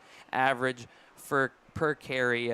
So a lot of strong runners yet again. Yes, they all had, I believe these are the 3 who all had over 100 last week, and they're pushing for that again. 2 of them over 60 yards so far. 2 of them are well on their way. Williams maybe picking it up in the second half. I don't know. He's very capable of a breakaway getting 40 or 50 on 1 carry, so that type of runner. And then, of course, St. Joe needing to do something to try and stop them, and so they need to do something on defense. What are your thoughts there? Well, I think they're going to have to really put the stops in. Their defensive line is going to have to really play strong in there and try to control that line of scrimmage and not let the Bayless and McCulloughs and Williams get that 5-6 yards of pop in there. And I think the defense is going to have to, get a 3-and-out or a 4-and-out, and try to get that ball in good field position and then get their offense moving. And St. Joe on offense, they definitely need to get things moving. They have 34 total yards tonight. Yeah. That's less than McCullough had on 2 carries this evening. So they're not quite getting a lot of movement. What do they need to change up? Well, I tell you, I think getting that the movement there on offense. Again, I think maybe if they can, use Hayden Miller just a little bit, I guess, try to find him maybe in the flat or try to find him over the middle, try to open things up maybe a little bit with that pass play. I guess I like passing, and maybe I kind of show my prejudices that way, but, I think sometimes you can kind of get teams going a little bit when you can complete a couple of nice pass plays. Well, and one thing that I think is interesting, they have Elijah Kolchas back tonight. And so I wouldn't be surprised, is what I should say, if they maybe worked him in on the offensive side of the ball, try and switch up running backs, get a little bit of movement in that respect. But, of course, I think they also need to get their offensive line a little bit of time for the quarterback and the running back, no matter who's carrying the ball. That's always the case. Yes, you're absolutely right, John. They're in the first half. McCullough has scored 2 touchdowns for St. Joseph. One on a 1-yard run and another one on, just about not much more than that, I guess. But he's carried that ball in. Bayless had a 8-yard run for a touchdown in the first quarter. Well, let's recap that scoring really quick from the first half. St. Joe started out with the ball, and it was a 3-and-out. They didn't get very far with it. Penn started on their own 20, had a long 80-yard drive capped off by a Jake Bayless 8-yard run and the Mallory PAT to cap that off, 7-0 Penn at that point. And then with 5:25 left in the second quarter, Penn then gets another touchdown. That one, of course, McCullough with the 1-yard run to find his way into the end zone. And then he gets a passing touchdown later in that second quarter, just before halftime. 1:04 left on the clock to DJ White for the 7-yard catch. The PAT, of course, in that one bobbled, no good. So that's how we got to the score, 20-0. And as we mentioned, St. Joe getting less than 40 yards on offense. So not much movement there.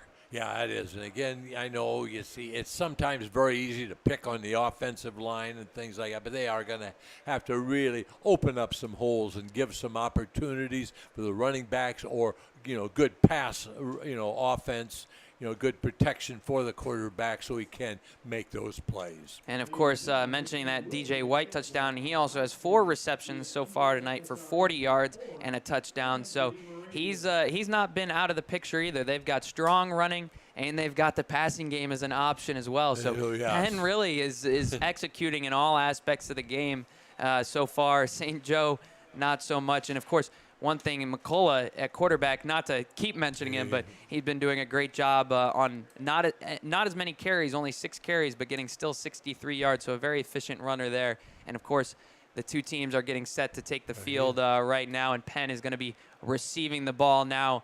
And so they are getting set to possibly have another long drive that ends in a score. They've scored on all 3 of their drives so far tonight. Again, Williams deep for Penn. And St. Joe set to kick off. Jerry Jones back in at kicker. He lines up for a short one. It's a pooch kick up high to around the 35-yard line. 2 Penn guys running into each other, but they're able to bring it down. Thankfully, it's Cole Bennett able to get the catch. Those 2 guys both going nut. There's the lack of communication for him. We did see Bennett signaling for that fair catch, and obviously his teammate did not see him. And fortunately, Bennett did hang on to the ball. They ran right into each other there, but Bennett able to bring that one in. And, of course, fortunately, no one injured when they ran. Yes. They were going pretty fast into each other there as well. So Penn will start out the second half with the ball on their own 34-yard line. And they're going to get set. They've scored on each drive so far tonight, so they're going to look to keep that up. McCullough in at quarterback, and I believe it's Williams now in at running back. Williams gets the handoff. He finds a gap. He breaks to the outside, gets past the first down, and gets about 7 yards even farther than that. Quinn Boyer got the tackle, but a nice way to start the second half for Williams. So a gain of 17 for Williams on that first down, brought to you by Office Interiors, creating great places to work since 1982. Well, that's how many yards he had in the first half, so he matched that on his first carry here of the second half. And so Penn already getting movement again, and they're across the 50-yard line, made it into St. Joe territory. McCullough now letting the play clock run down, and he's already in a little bit of a burn the clock situation. He fakes the handoff to Williams, throws it out to DJ White on a little bubble, but he didn't have any blockers there for him, and so he only gets about I think he didn't gain anything on that play. So no, Sam Sparks was out there matching him nose for nose, and really, well, I guess it is no gain on the completion. And so it'll set up 2nd and 10. Penn on the St. Joe 49 with 11:06 to play here in the third quarter, right at the start of the second half. McCullough and Williams in the backfield, 2 receivers out to the right. McCullough gets the snap, rolls out to his right, looking downfield. Stops, still looking, but he doesn't find anything, and then he's met by the St. Joe defense, and they get him behind the line of scrimmage. It's about a 3-yard loss there for the Penn Kingsmen. A great job by St. Joe tracking the quarterback to the stop there and getting the tackle. Well, Cole just made that initial hit, and then a couple of his teammates came in and really finished it off. Great defensive play that time by the St. Joe defense. So now St. Joe forcing Penn into a 3rd and long here. It's going to be about a 3rd and 12. Penn already taking almost 2 minutes off the clock here in this 3rd quarter, running a slow offense. They're lining up now with 2 receivers out to the left-hand side. Williams still in at running back. McCullough in shotgun. He rolls out to the left, looking downfield for his wide receivers, tosses it back to the tight end on the other side. It's Gage Goralski, and he gets the carry upfield and finds his way past the first down marker and out of bounds. So that'll be a first down brought to you by Office Interiors. Well, there's that key 3rd down again that Penn got. Antonio Morel made the stop, but not till Penn had the first down. Oh, and it looks like he's going to actually, he fell inbounds. The clock keeps running. Okay. And really, yet again, another great conversion by this Penn team. Just when you think St. Joe has them pushed back, they find a way to get that first down. Great point, John. It really is. I mean, just key plays when they need to. And so now McCullough still in at quarterback. Williams at running back. Fake the handoff. Throw it out to DJ White. He finds a little bit of a lane, makes his way up, and somehow fights his way through some St. Joe defenders to fall forward for the first down. Brought to you by Office Interiors. For the most part, they go to White when the passing game comes around. They've made they made one completion to another receiver. I believe it was White's Coker who had the other catch. That's right. Very good. And White definitely racking up the yards. That one was probably about 12 yards, so I'll bring him over 50 yards on the night. And he's back out in the slot on the right side of McCullough. Williams at running back. Coker on the left side alone. And it's a fake handoff, and they're looking for him in the end zone, and he is wide open for the Penn touchdown. It's Elijah Coker for the touchdown in the back corner of the end zone, and the Penn Kingsmen strike quick here in the second half, and it's 26-0. Penn Kingsmen with the lead over St. Joe with 8:54 left in this 3rd quarter. Well, just as soon as I'm talking about White going to White all the time, what does Penn do? They go to Coker that time for a nice touchdown pass. Caught it right over the shoulder, and he was open. And McCullough laid it right on the money. Well, let's see if they're going to go for 2. No, they got their kicker out there. I thought maybe they'd try to get it up to 28. Well, I think the St. Joe defense probably was thinking the same thing, too. DJ White had been getting all the passes, and it opened up for that touchdown pass for Elijah Coker. And the PAT this time is up, and it is good. So 27-0. Penn Kingsmen have the lead over St. Joe here early in the 3rd quarter. We'll be back right after this on Redeemer Radio. Hi, this is Rob Myers, president of Office Interiors. We're a proud supporter of Redeemer Radio and the Catholic schools in our communities. When you need furniture, space planning and design, flooring, or audiovisual technologies, then Office Interiors is the preferred choice. To learn more, visit our website at oiplaces.com or call us at 574-277-3400. When you love where you work, you do what you love. Ave Maria Press has been publishing Catholic books and resources for more than 150 years, and they are located right on the north side of the Notre Dame campus. Visit AveMariaPress.com for a wide selection of spirituality books, classic Catholic literature, and even more books for families. You can also find podcasts and free downloadable Catholic content. Visit AveMariaPress.com and receive 25% off your order with code REDEEMER. Ave Maria Press, helping people to know, love, and serve God. Welcome back here on Redeemer Radio as Penn's kicking off after scoring their 4th touchdown of the night. And it's Hayden Miller getting the return for St. Joe. He makes his way to about the 21-yard line for St. Joe. And really a story of efficiency for the Kingsmen tonight. McCullough, 11 for 13 at quarterback, 103 yards so far. And they are 4 for 4 tonight on their drive, scoring on each one, finding their way to the end zone. And using that clock. That one probably took us less time than any of the previous 3, but they're using the clock. We got an injury on the field. Looks like one of the St. Joe Indians is down on the field trying to figure out who it is. Roughed up on the kick return. Yeah, he's down there. He's doubled up, so I sure hope he's okay. You just hate to see that. Ben Downey and the training staff, head coach, and then the training staff out there tending to the injured player. Yeah, looks like he's getting up and he's holding his arm as he's walking off. We hope he's okay. Still trying to get a number there. All right. Looked like it is Charlie Haig for St. Joe. So he's the 5'11" senior wide receiver and defensive back. So he's going to go off to the sideline and be checked out by the trainer. We hope he's okay. I sure hope he's okay. I'll tell you, when he got to the sideline, he went down again. You know, he's doubled up. So we sure hope. I know the training staff is taking good care of him. Meanwhile, St. Joe will have the ball on their own 21-yard line to start out their first drive of the second half. 8:46 left to play in this third quarter. Ortiz in shotgun. Believe it is short to his left.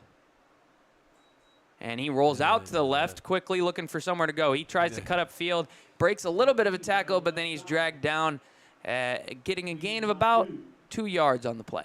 Okay, well, Ortiz took it that time. I think he just sprinted towards that sideline trying to get around the corner. I don't think he had any intention of. Well, I think they called a speed option there out of shotgun. Speed option, is that? But here's what happened. I'll break it down for you. Okay, you've run that a few times. They need to leave one blocker open on the outside. There was 2 Penn guys out there, so they were both covered, and really neither of them had anywhere to go. Great job getting 2 yards there by Ortiz. He had to fight for it, but he was able to get a little bit of a gain, and he's back in shotgun now. Bobbles the snap. It hits the ground, but he rolls out to the left. He's scrambling to get away from a Penn defenseman. He's scrambling all the way back up, and I think he's going to get a few yards on that play. A lot of running, big loop after the bobbled snap, and he does a great job of recovering, and he gets about 4 yards on the play. Yeah, it looked like a play that was going to amount to nothing, really, and was able to at least make something good out of it. Good read that time by Ortiz. So that'll set up a 3rd and 4 for St. Joe, still deep in their own territory on their own 26-yard line. 7:56 left to play. Penn still leading 27-0 over St. Joe. St. Joe still looking for their first scoring drive and their first drive to get across the 50-yard line. Ortiz in shotgun, short to his right, hands it off to short, and he's met quickly by the Penn defense. That was number 9, Wallace Kenich. Well, again, there's a point where you have to give that running back a little opportunity to run. He just got the ball and was tackled almost immediately. Really had no time to really make any kind of cut or decision on that. And Wallace Kenich leading for tackles in the backfield. He has 1.5 sacks coming into the night and 4 tackles for a loss, so he adds 1 there. And now St. Joe will be forced to punt as it is 4th and 4 on their own 26-yard line. So it's Sam Sparks back into punt for the Indians. Williams deep for Penn. And it's a low line drive of a punt. Hits down around the 42-yard line. And St. Joe falls right on it. And that is where Penn will start their next drive. It gives us a chance to thank Matt and Sharon Edmonds and their team at Tire for being the title sponsor for high school football on Redeemer Radio 95.7. Tire also plays a major role in underwriting our internship program with students from St. Joe and Marion for the last 5 years. We are excited the internship is once again for class credit. More tires, great prices. Visit TireRack.com. And, of course, a great job by William Thame giving us all these great statistics tonight, and Brian Gring doing a great job making this video stream possible. Sitting right next to me doing a great job getting us across on YouTube. So Penn set up for their next drive, and it's a quick pass right away from McCullough, and it's a broken tackle, and Penn is able to get a first down and a lot more. It's Gage Goralski getting far past the first down marker. It's going to be a gain of about 16 for the Kingsmen as they get down to the St. Joe 39-yard line on the first play of the drive. Goralski, a 6'2", 210-pound junior, went right across that middle, and McCullough hit him right on the numbers, and big gain. It's actually a gain of 20 on that play, I believe. 20. And so Penn getting a quick first down brought to you by Office Interiors and setting up for another play. They're going a lot more passing in this second half. You'd think they'd be slowing it down, but they're still firing. 4 for 4 on drives so far. McCullough gets the snap, hands it off this time, and it is Bayless up the middle. He gets about 8 yards in the carry as the offensive line pushes down the field. Okay. So they are. You're saying that they're rotating Williams and Bayless on every possession. It does look like they're going drive for drive, switching out. Okay. And both running backs have found success so far up the middle and around the outside. And so great work for the backs for Penn this evening. Penn has run 42 offensive plays, St. Joseph 24 on the night. That's almost big not differential. quite double, but close to double. And Penn will run another offensive play here, hand it off to Bayless, who finds some space up the middle. He keeps running upfield. He gets the first down and a lot more. That'll be gaining about 13. And the first down brought to you by Office Interiors. Quinn Boyer on the tackle, but not before first down for the Penn Kingsmen. Yeah, we're getting Williams giving us those good statistics. He's doing a heck of a job over here. Well, I'll tell you what, I don't think I've mentioned that Tony Letcher of Health Markets is our touchdown sponsor this evening. Get fresh eyes on your healthcare needs. Learn more at tletcher.com. We're going to mention Tony Letcher at Health Markets and tletcher.com a lot because we missed it on the first 4 Penn scoring touchdowns this evening. Tony Letcher's a pretty good bocce ball player. I will say that I've heard that. Yeah, he's pretty good at it. And meanwhile, a pretty good quarterback, McCullough, drops back to pass. That one's just over the top of his intended receiver. It's again Gage Goralski, the tight end. Pop pass is the attempt there. Just a little too much on that one. I probably ruined it. I complimented him right before the throw, and that one goes over the top. So it'll set up a 2nd and 10 for Penn as they're heading into St. Joe territory. Like I say, he was there. He was open quick and just a little overthrown that time by McCullough. He hasn't made too many mistakes tonight. It's a difficult throw for those quarterbacks to get the ball quickly and just drop it right over the middle, but that one just a little too far for McCullough, and he'll set up in shotgun again with Bayless to his right. And he hands it off to Bayless this time, and he's met pretty quickly by the St. Joe defense, but he's still going to push forward for about 4 yards. Well, that's it. Even where I thought the defense for St. Joseph really did a nice job, but still it was a 4-yard gain, and you can take 4-yard gains all night long. And so that'll bring up 3rd and 6 for the Kingsmen as they're on the St. Joe 16-yard line, 17-yard line. And they've definitely taken some time off the clock in this third quarter now. Only 4 minutes and 40 seconds left to play in this third quarter. Well, that incompletion broke the streak at 7 straight completions. Wow. So that incompletion there. So McCullough's having a good night. Yet again, a lot of efficiency for this Penn Kingsman team. McCullough now dropped back to pass again. He's looking for Coker, and he finds him on the 5-yard line, and he spins in for the touchdown. The Kingsmen strike again. It is 33-0. Penn Kingsman with the lead in our TireRack Game of the Week. And they are jumping out to a strong lead now, and they're scoring on their 5th straight drive, 5 for 5 this evening. Just a really impressive performance by this Penn Kingsman offense tonight. 4:22 left in this third quarter as they strike for the 5th time tonight. Well, I think that the Penn offense is so diversified. It really is. And you mentioned it, John.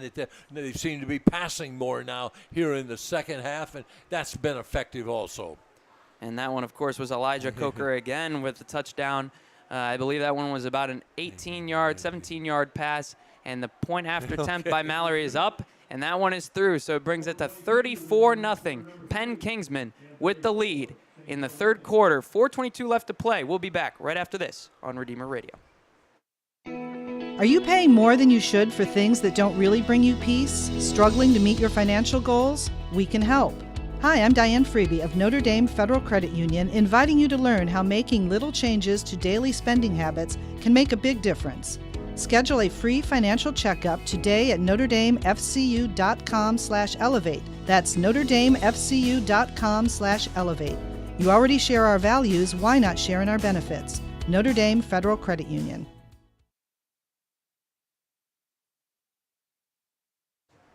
Welcome back here on Redeemer Radio as the Penn Kingsmen have struck again 5 for 5 on their scoring drives tonight, and it's the Kingsmen leading 34-0 over St. Joe here with 4:22 left to play in this third quarter. So Penn being really dominant, and we haven't talked about it because their scoring has been so impressive, but dominant on both sides of the ball so far tonight. St. Joe really not even, I don't believe, breaking 50 yards yet on the offensive side. No, they haven't. You got to get, like you say, John, I'm going to just ditto, I guess. The offense and defense have both looked good for the Kingsmen here tonight, just methodically wearing St. Joe down. And so does Mallory on to kick for the Kingsmen. He kicks it deep, about to the 8-yard line. Hayden Miller gets the catch, runs straight upfield, and he gets that one to about the 25-yard line. So that's where St. Joe will start, still in search of their first score of the evening. And so the Penn Kingsmen defense, which has also been playing well, will return to the field. And, of course, there was a great tackle last time, which really put a stop by Wallace Kennich, who had that great tackle for a loss against the St. Joe Indians on their last drive. So they're going to have to find something to get them a couple of first downs and some success on offense. I'll tell you, we had a lot of penalties early. Now it's been very clean so far. 7 total penalties in the first 4 drives and none. The game's been cleaned up since that roughing the kicker penalty. So St. Joe will come out, 2 receivers to the right, 1 to the left. Short in the backfield next to Ortiz. Ortiz drops back to pass. He's pressured quickly, and he's tackled, and it's Kennich again on the sack. He had a great stop last drive, and he gets right back there again on the first play of this one. So not quite what St. Joe was looking for to start out that drive. Well, I don't know. Kenneth, we may have to think about him. It's time to think of Tony Letcher, player of the game. Well, you could think of him, or you could think of Noah McCullough, who's been playing great in the air and on the ground. That's right. There's the instant thing there. Definitely a thought for both. He's having a great game. And, of course, stay tuned after the game, and we'll name our player of the game, brought to you by St. Joseph Grade School in South excuse me. I'm giving Tony Letcher champion. too much credit there. 2-time National Blue Ribbon School. So St. Joe and Tony Letcher of Health Markets they're great sponsors for us, as St. Joe it's Ortiz carrying the ball forward for about 4 yards, gaining back some of the yards on that sack. That sack was about a 11-yard loss. Yes, by so St. Joe looking to start out with finally getting a scoring drive, and they start out with a second and 21 yards, and they only gained back 4 there. So 3rd and 17, 3 minutes left to play in this third quarter. And St. Joe with a very long one looking to get. It's going to be tough right here. It really is. And so Ortiz calling out to his team, looking to set things up. It's Brady Luninger back in at running back. We saw him early in the game. He gets the carry here. He finds some space, breaks it out to the left, gets a few yards. He's going to get about 9 or 10 yards there, but of course that still sets up a 4th and 9 after that long sack on first down. So I'm guessing St. Joe's going to have to send out that punt unit again. Yeah, Maverick Brown finally made the tackle after a nice gain. So it sets up 4th and 10. And St. Joe's going to put the punt team back on the field. Sam Sparks back to boot another one away. I tell you, it's going to put Penn in good field position on this punt. DJ White back at about the St. Joe or at the Penn 45. He catches it at the 45, cuts straight upfield, and is tackled at about the 50-yard line. Well, it was good return that time. He got the ball, caught it, and Haig made the tackle. And our keys to the game sponsor is Christensen Furniture, a family-owned business serving the Michiana area since 1912. Christensen Furniture is located on McKinley in Mishawaka. Customer service is their hallmark. They make sure to make the right choice by offering free design services at your home or in-store. Christensen Furniture, where affordability meets style. Penn now setting up for their 6th drive of the night. Right at the 50. Scoring on the first 5, and they only have half the field to go, as you mentioned, on the 50-yard line. McCullough in at quarterback. I believe they have a new quarterback in the game, actually, and he's going to keep it. It's Kellen Watson in at quarterback as he runs upfield and gets about 6 yards on the carry. Well, here's an opportunity. He's just a sophomore, Watson is. Give him an opportunity to take some snaps and really get a good feel for the game under Friday night lights. And so a new quarterback at the helm for Penn as they lead 34-0 with 1:30 left in this third quarter. And the new quarterback gets a great gain on his first play at quarterback. He's been in the game a little bit tonight, but finally getting in as the play caller for the Kingsmen. Gets 6 yards on his first carry. And he hands the ball off this time. It is Tyler Stuck up the middle, and he finds some space, is able to get about 15 yards on that carry. Tommy Eck on the stop. So that'll be a first down brought to you by Office Interiors, creating great places to work since 1982. And I'll tell you what, they're still looking great with the new quarterback and running back in the game. They might find a way back into the end zone. Well, of course, might get a touchdown brought to you by Tony Letcher at Health Tony Markets. Letcher. Visit tletcher.com for more information. Tyler Stuck is the new running back, number 28. A new receiver and Aiden Fisher out to the left as well. So we did an interview with Aiden Fisher earlier in the week. Ooh, and that's a little bit of a short pass by Watson. He almost gets, almost throws the interception there. I believe it was Miller looking to catch that one. Miller was close. And, couldn't quite get there in time. So great effort by Miller, just a little couldn't quite come up with it. I didn't quite see who put the pressure on Watson there as well, but a stronger defense there for St. Joe, and it sets up a 2nd and 10 for the Kingsmen on the St. Joe 30-yard line. 37 seconds left in this third quarter. Well, Plymouth is still ahead of Goshen 6-0. I thought I might point that out. That's a halftime score. And Watson back in at shotgun. Gets the snap, hands it off to Stuck. Stuck up the middle, finds a little space, bounces outside before he's met by 3 St. Joe defensemen who take him down at the 25-yard line. That'll set up a 3rd and 5 for St. Joe as the clock runs down. 20 seconds left in this third quarter. Well, Stuck is just a sophomore also, along with the with the quarterback Watson, a sophomore. So some younger players in the game here for Penn. And so that'll do it for quarter number 3 here at St. Joe High School. It's Penn leading St. Joe 34-0 in our Tire Rack Game of the Week, presented by Notre Dame Federal Credit Union. We'll be back right after this with fourth quarter action on Redeemer Radio. Welcome to Tom's Car Care Center. Thanks. I'm here for an oil change. How long do you think it'll take? Need to finish up some work and then stop and pick up lunch somewhere. Well, if you need to work, we have free Wi-Fi here at Tom's Car Care, and our Coffee Spot Cafe has great choices from soups to sandwiches, salads and wraps, and a great place to sit down and enjoy your food. Really? I can do all that here at Tom's Car Care? Sure. You can even run your car through the Waterworks car wash after we're done. Wow, what a time saver. Thank you. Tom's Car Care has it all. Tom's Car Care, the Coffee Spot Cafe, and the Waterworks car wash, located at 3201 Sugar Maple Lane in South Bend.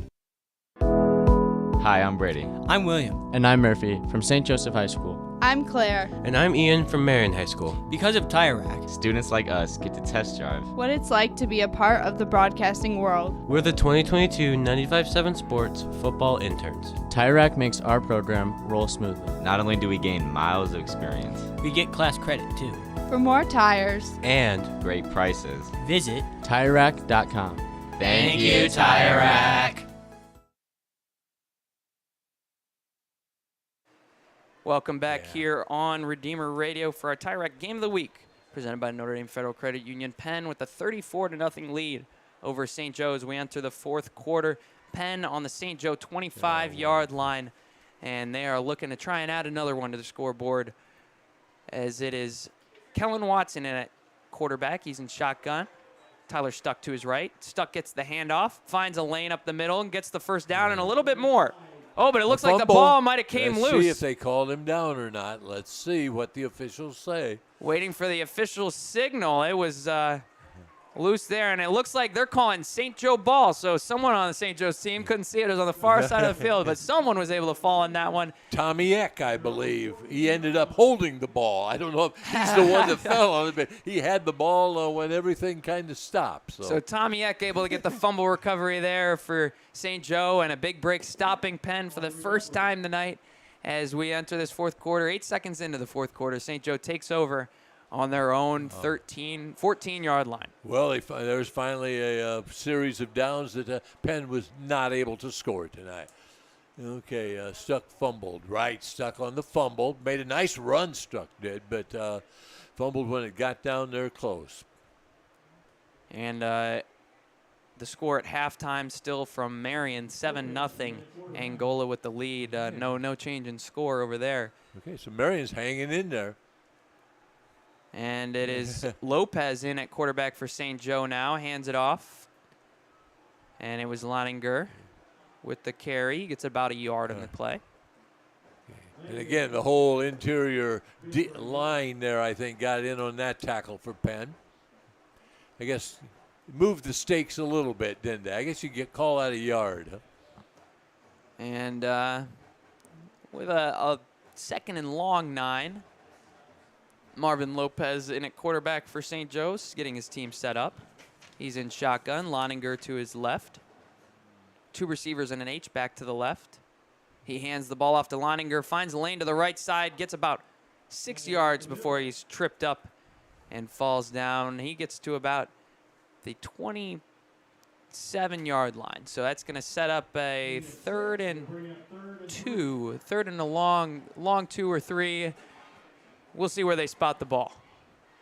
So that'll set up 3rd and 3 here for St. Joe. 10:45 left to play in the game. And they're looking to try and get a first down here and finally get the ball moving tonight. Marvin Lopez now in at quarterback. Yeah, there haven't been a lot of first downs by St. Joe tonight, so this would be a good spot to get one and get a little confidence in there. And a lot of younger guys in the game now, getting a little bit of experience and confidence as well. Lopez is going to keep this one, go to the left-hand side, and fall forward for the first down, brought to you by Office Interiors, creating great places to work since 1982. So the 4-yard carry for Lopez, and it's a first down for St. Joe as they get the ball up to their own 26-yard line. 10:15 left to play in the 4th quarter. LaVille's up on John Glenn, 28-0. That's a halftime score. In the 4th period, Northwood is still leading Mishawaka 14-6. That's not what I wanted to hear when I picked Mishawaka to win that game, but either way, Lopez gets the snap, hands it off to Loninger. He is met pretty quickly by that Penn defensive line. He only gets about 2 yards on the carry. Under 10 minutes to play here at St. Joe High School. Bremen's winning against Prairie Heights 12-0, a non-conference game for the Bremen Lions. New Prairie over Riley, 27-7, probably at halftime over there. St. Joe taking their time. Clock running down under 9 minutes and 20 seconds now here in the 4th quarter. Lopez in shotgun, Loninger to his right. Lopez gets the snap, and the handoff is a little delayed, and they're met quickly, trying to see who it was able to get there into the backfield for Penn. It was Ryan O'Connell. Well, I tell you, he came in there fast. Again, running back just really didn't have an opportunity there to do anything. He was in there so quickly. Ryan O'Connell, the 6'2", 200-pound junior linebacker, finding his way right into the backfield and getting an impressive tackle. And now 8:45 left to play in this 4th quarter. So St. Joe lining up, 2 receivers to the left, 1 to the right.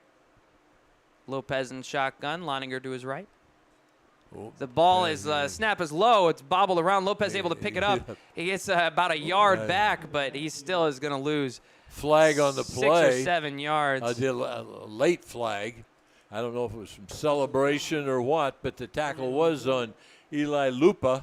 And that flag is right where that tackle happened. So going to have to look as the refs are going in to huddle up. Penn backing up, so. Well, meanwhile, did you know that Notre Dame Federal Credit Union is the nation's largest Catholic-oriented credit union, serving families from our area? Catholic schools is a top priority. Contact Diane Freeby to learn how at NotreDameFCU.com/elevate. And it is going to be a penalty against the Kingsmen. Did you see what they called there? Personal foul. I'm not sure exactly what. Personal foul. What went on? Something probably after the tackle there based on where the flag was. So it was a little late. You're St. right. Joe's going to get a few yards back there, but it's still 4th and about 4 yards. So Sam Sparks is back on to punt for the Indians. He gets the snap, and that one's up. A great punt there by Sparks. Gets to about the 35-yard line, and it's a fair catch for the Kingsmen. So that's where they will start for their next drive. Peyton Horner made the fair catch on a nice punt that time. Horner makes the fair catch. And so it's Penn coming back there after their first drive where they did not score on offense after the fumble by Stuck. They were moving, too, towards that pay dirt, but the fumble hurt them. And so with just under 8 minutes left in this game, Penn leading 34-0 They are getting set for another drive starting at their own 35-yard line. And it looks like it's Watson stealing it quarterback. Okay. Signaling to his wide receivers, 2 to the left, 1 to the right. Taking the game play clock down. He hands off the ball. But they're met quickly in the backfield. Another tackle right after the handoff. That's Noah Batsami on the Batsamsi. A 5'2", 144-pound running back. So he was met quickly and by guys who are a good amount bigger than him there. So he falls back and loses 2 yards on the play. Batsami, number 23 for the Penn Kingsmen. Comes in off the bench. Set up 2nd and 12 for the Kingsmen. 7:20 to play in this fourth quarter. Watson in shotgun, hands off to Batsami. He gets the carry, pushes back, gains back those 2 yards he lost, and about 4 more. So a gain of 6 on the carry. Batsami getting a nice carry.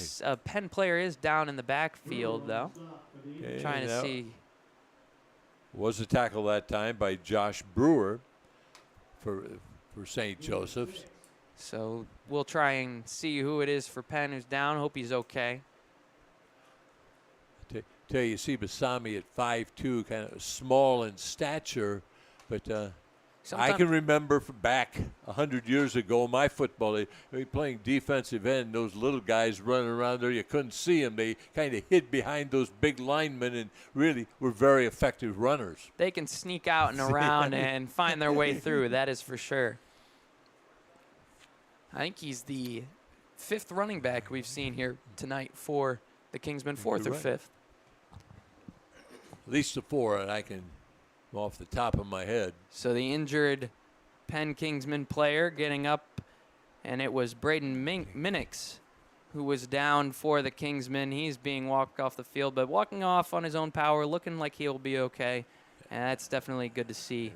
Happy he's all right. It is. Again, the staff, the good training staff at Penn, outstanding job, like just at all the schools. Have people there, trainers that are very dedicated to high school sports. I'll give a shout out to Chris Jordan. He used to be one of my athletic trainers when I played in high school. He's the trainer over there for Penn.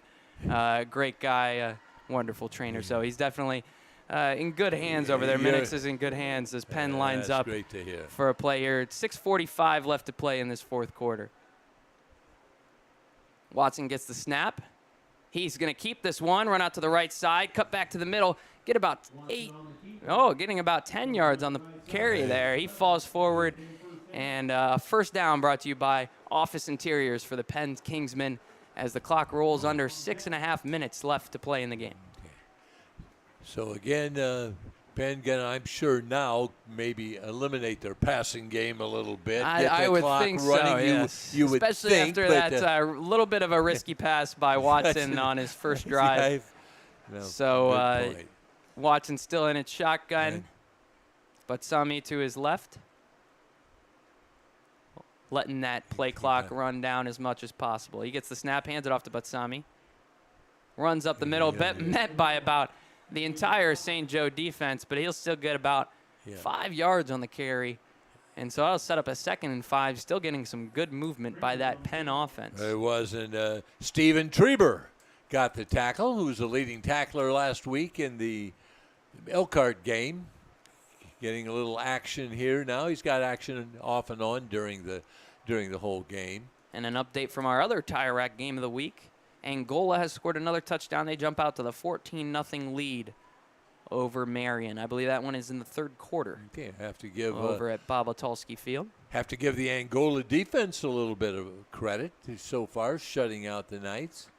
And same with the Penn defense over here. And now the St. Joe defense is drawn again by the hard count. They jump off sides.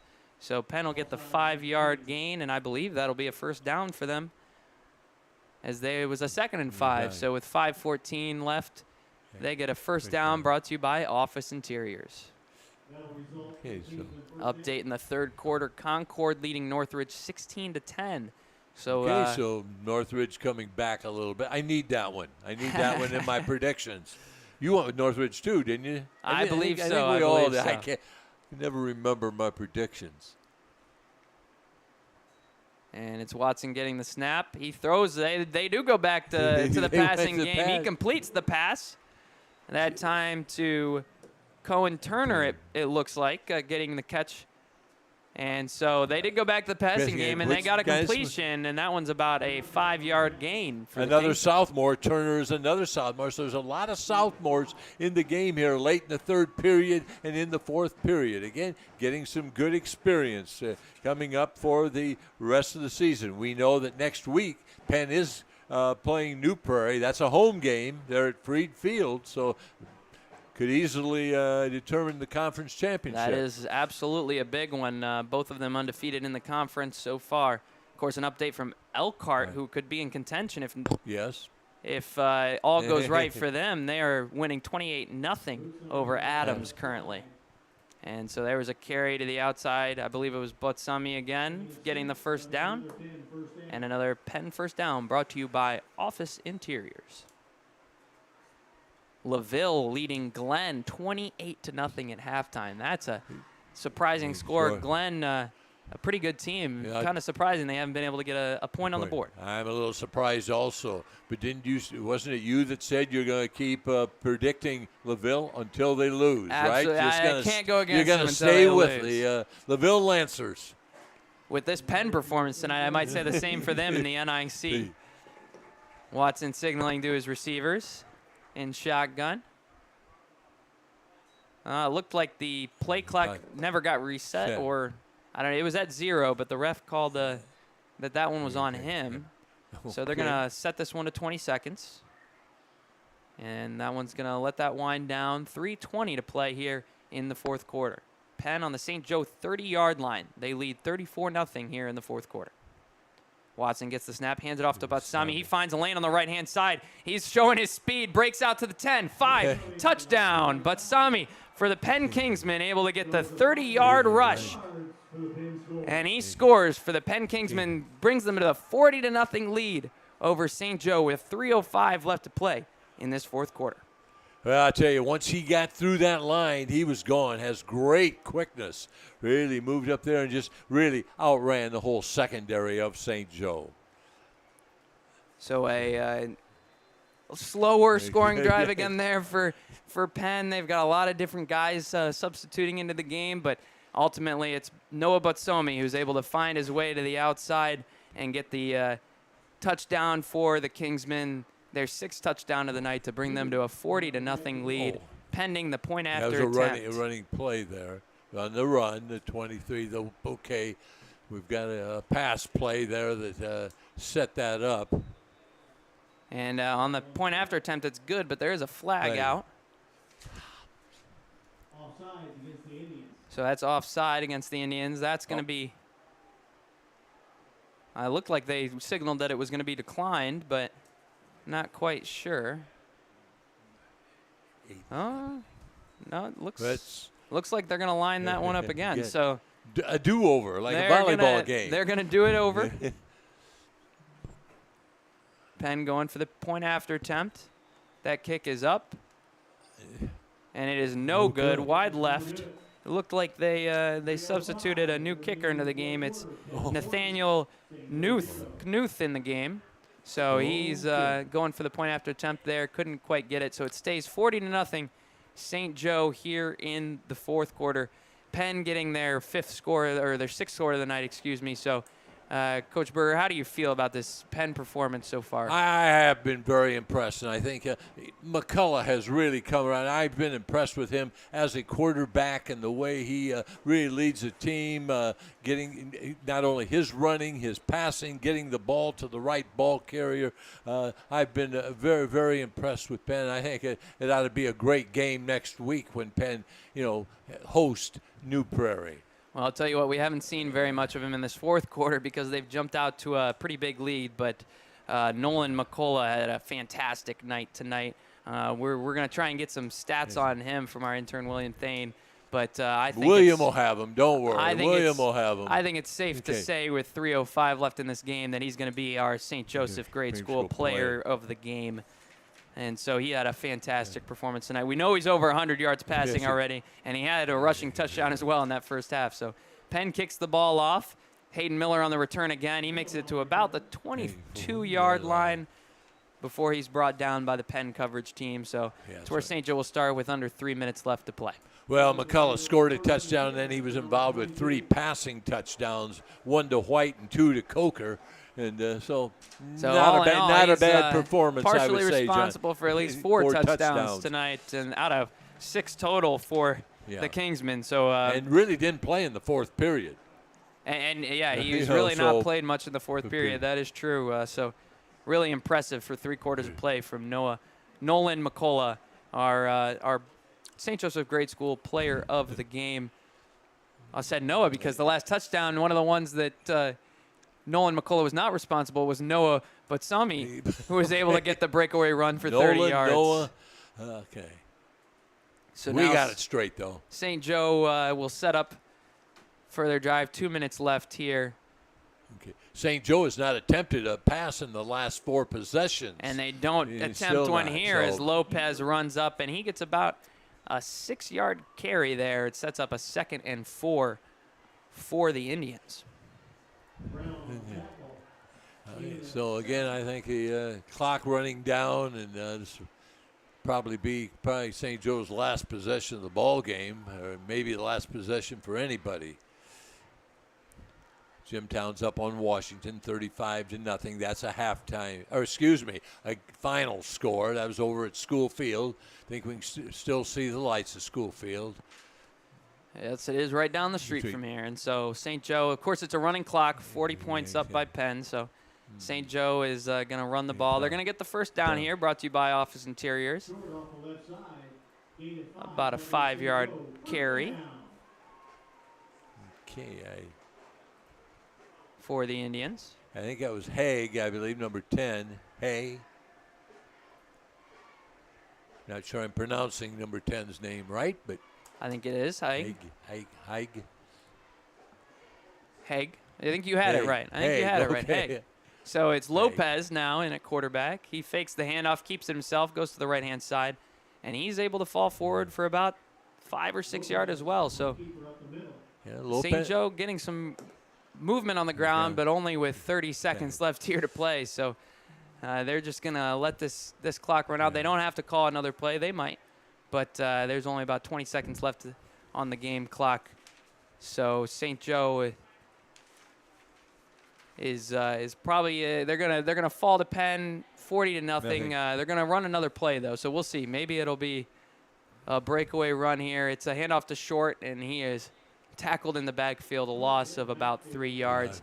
And that'll be the last play of the game. And our TIRAC Game of the Week presented by Notre Dame Federal Credit Union. Penn is able to do their job here tonight, get the 40-0 win. They executed exactly how they wanted to tonight and did everything they needed to do. I agree with you, John. I thought that was just great execution by Penn all night long, controlled the clock, controlled the game on the field.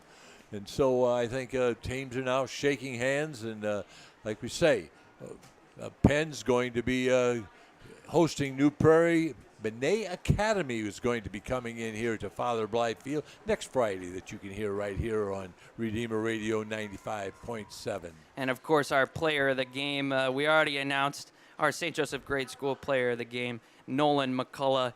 He had a great game tonight, 13 of 16 passing. That's at 81.3%. And for 140 yards and 3 touchdowns in the air. Of course, 7 rushes for over 60 yards and a touchdown on the ground as well. A fantastic performance. That's a player of the game stats, I would say. Absolutely. He had over 100 yards on the ground last week and over 100 in the air. And good luck to St. Joseph Grade School graduate Maggie Garnett, who will be entering her post-usulancy year with the Sisters of Life in New York in September. Please join us in praying for Maggie as she begins her wonderful vocational journey. St. Joseph Grade School, educating hearts and minds in the Holy Cross tradition since 1854, making God known, loved, and served. Learn more by visiting stjosephgradeschool.com. So really a strong performance by Penn tonight. Let's review those keys to the game, brought to you by Christensen Furniture, one more time and see how the teams did. I think we know pretty well how Penn did. Coach Yeoman wanted them to limit big plays, keep the ball in front of them, tackle well on defense, check. And on offense, he wanted them to recognize and take advantage of what was available and find a way to move the sticks and get first downs. And I think it was a textbook example for them tonight, able to do that. I have no comments. I just they did it all. And then Coach Downey wanted a team to play hard, smart, and have fun. I think they played hard. I think there were a few mistakes here and there, but I can't tell you whether or not they had fun. I don't know with a 40-0 loss. And then, of course, they wanted to win the field position battle on special teams. Probably weren't able to do that. And then prevent explosive plays with their defense and communicate well and play with passion instead of emotion on offense. I don't think they really ever got the offense going. No, he didn't. And I tell you, William brings up a great stat here. St. Joseph never got the ball over the 50-yard line. Yeah. So that's, the offense just didn't quite get going tonight. The St. Joe offense couldn't quite get it over the 50-yard line, and the Penn offense, meanwhile, was able to score. I think it was on 6 of 7 drives this evening, only one ending with a fumble. And they were on their way. And they were well on their way. So a strong performance by Penn this evening, showing just why they're undefeated in the NIC. So that will be a wrap on this Week 7 of high school football. Be sure to join us next Friday when St. Joseph welcomes Bennett Academy for a 7:30 kickoff. Remember that 7:30 p.m. kickoff for senior night here at St. Joe. That game will air on Redeemer Radio and Facebook.com/957 Sports. A special thank you to our title sponsor, Tire-Rack, the way tire buying should be, and our presenting sponsor, Notre Dame Federal Credit Union. Visit at NotreDameFCU.com/elevate. Our high school student interns assisting us tonight, Murphy Wigington, William Thane on stats doing a great job, Brady Mansfield on social media, and Brian Gring doing a fantastic job stepping in as video producer. A special thanks to Brian because he served as our video producer on pretty short notice and learned it all in the last couple weeks and did a great job stepping in. Really a great example of what this internship program is all about. It really is, because I consider that the toughest job. It is definitely the toughest and a very stressful job as well. That's right. Great job, Brian. And so that will do it for us here at Father Blythe Field in Layton Stadium. For Bob Berger, I'm John Brach. The final score from Father Blythe Field, 40-0. Penn Kingsmen gets the win. Good night, and God bless. This is Father Jeff Mooney from Christ the King Catholic Church and chaplain at St. Joseph High School. Let us pray. Loving God, as we walk the journey of life with your Son and with each other, may we cherish the lessons we learn that help us to grow in faith, hope, and love. We thank you for the chance to compete today and to use our talents for your glory. Remind us that we are all called to give our best and to finish the race that lies before us while caring for each other along the way, striving always to reflect your gospel of peace, unity, and truth. We ask this through Christ our Lord. Amen. St. Joseph, pray for us.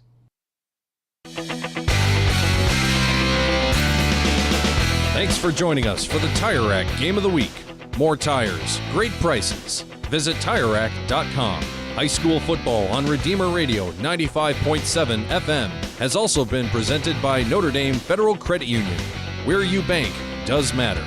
We now return you to regular programming, already in progress.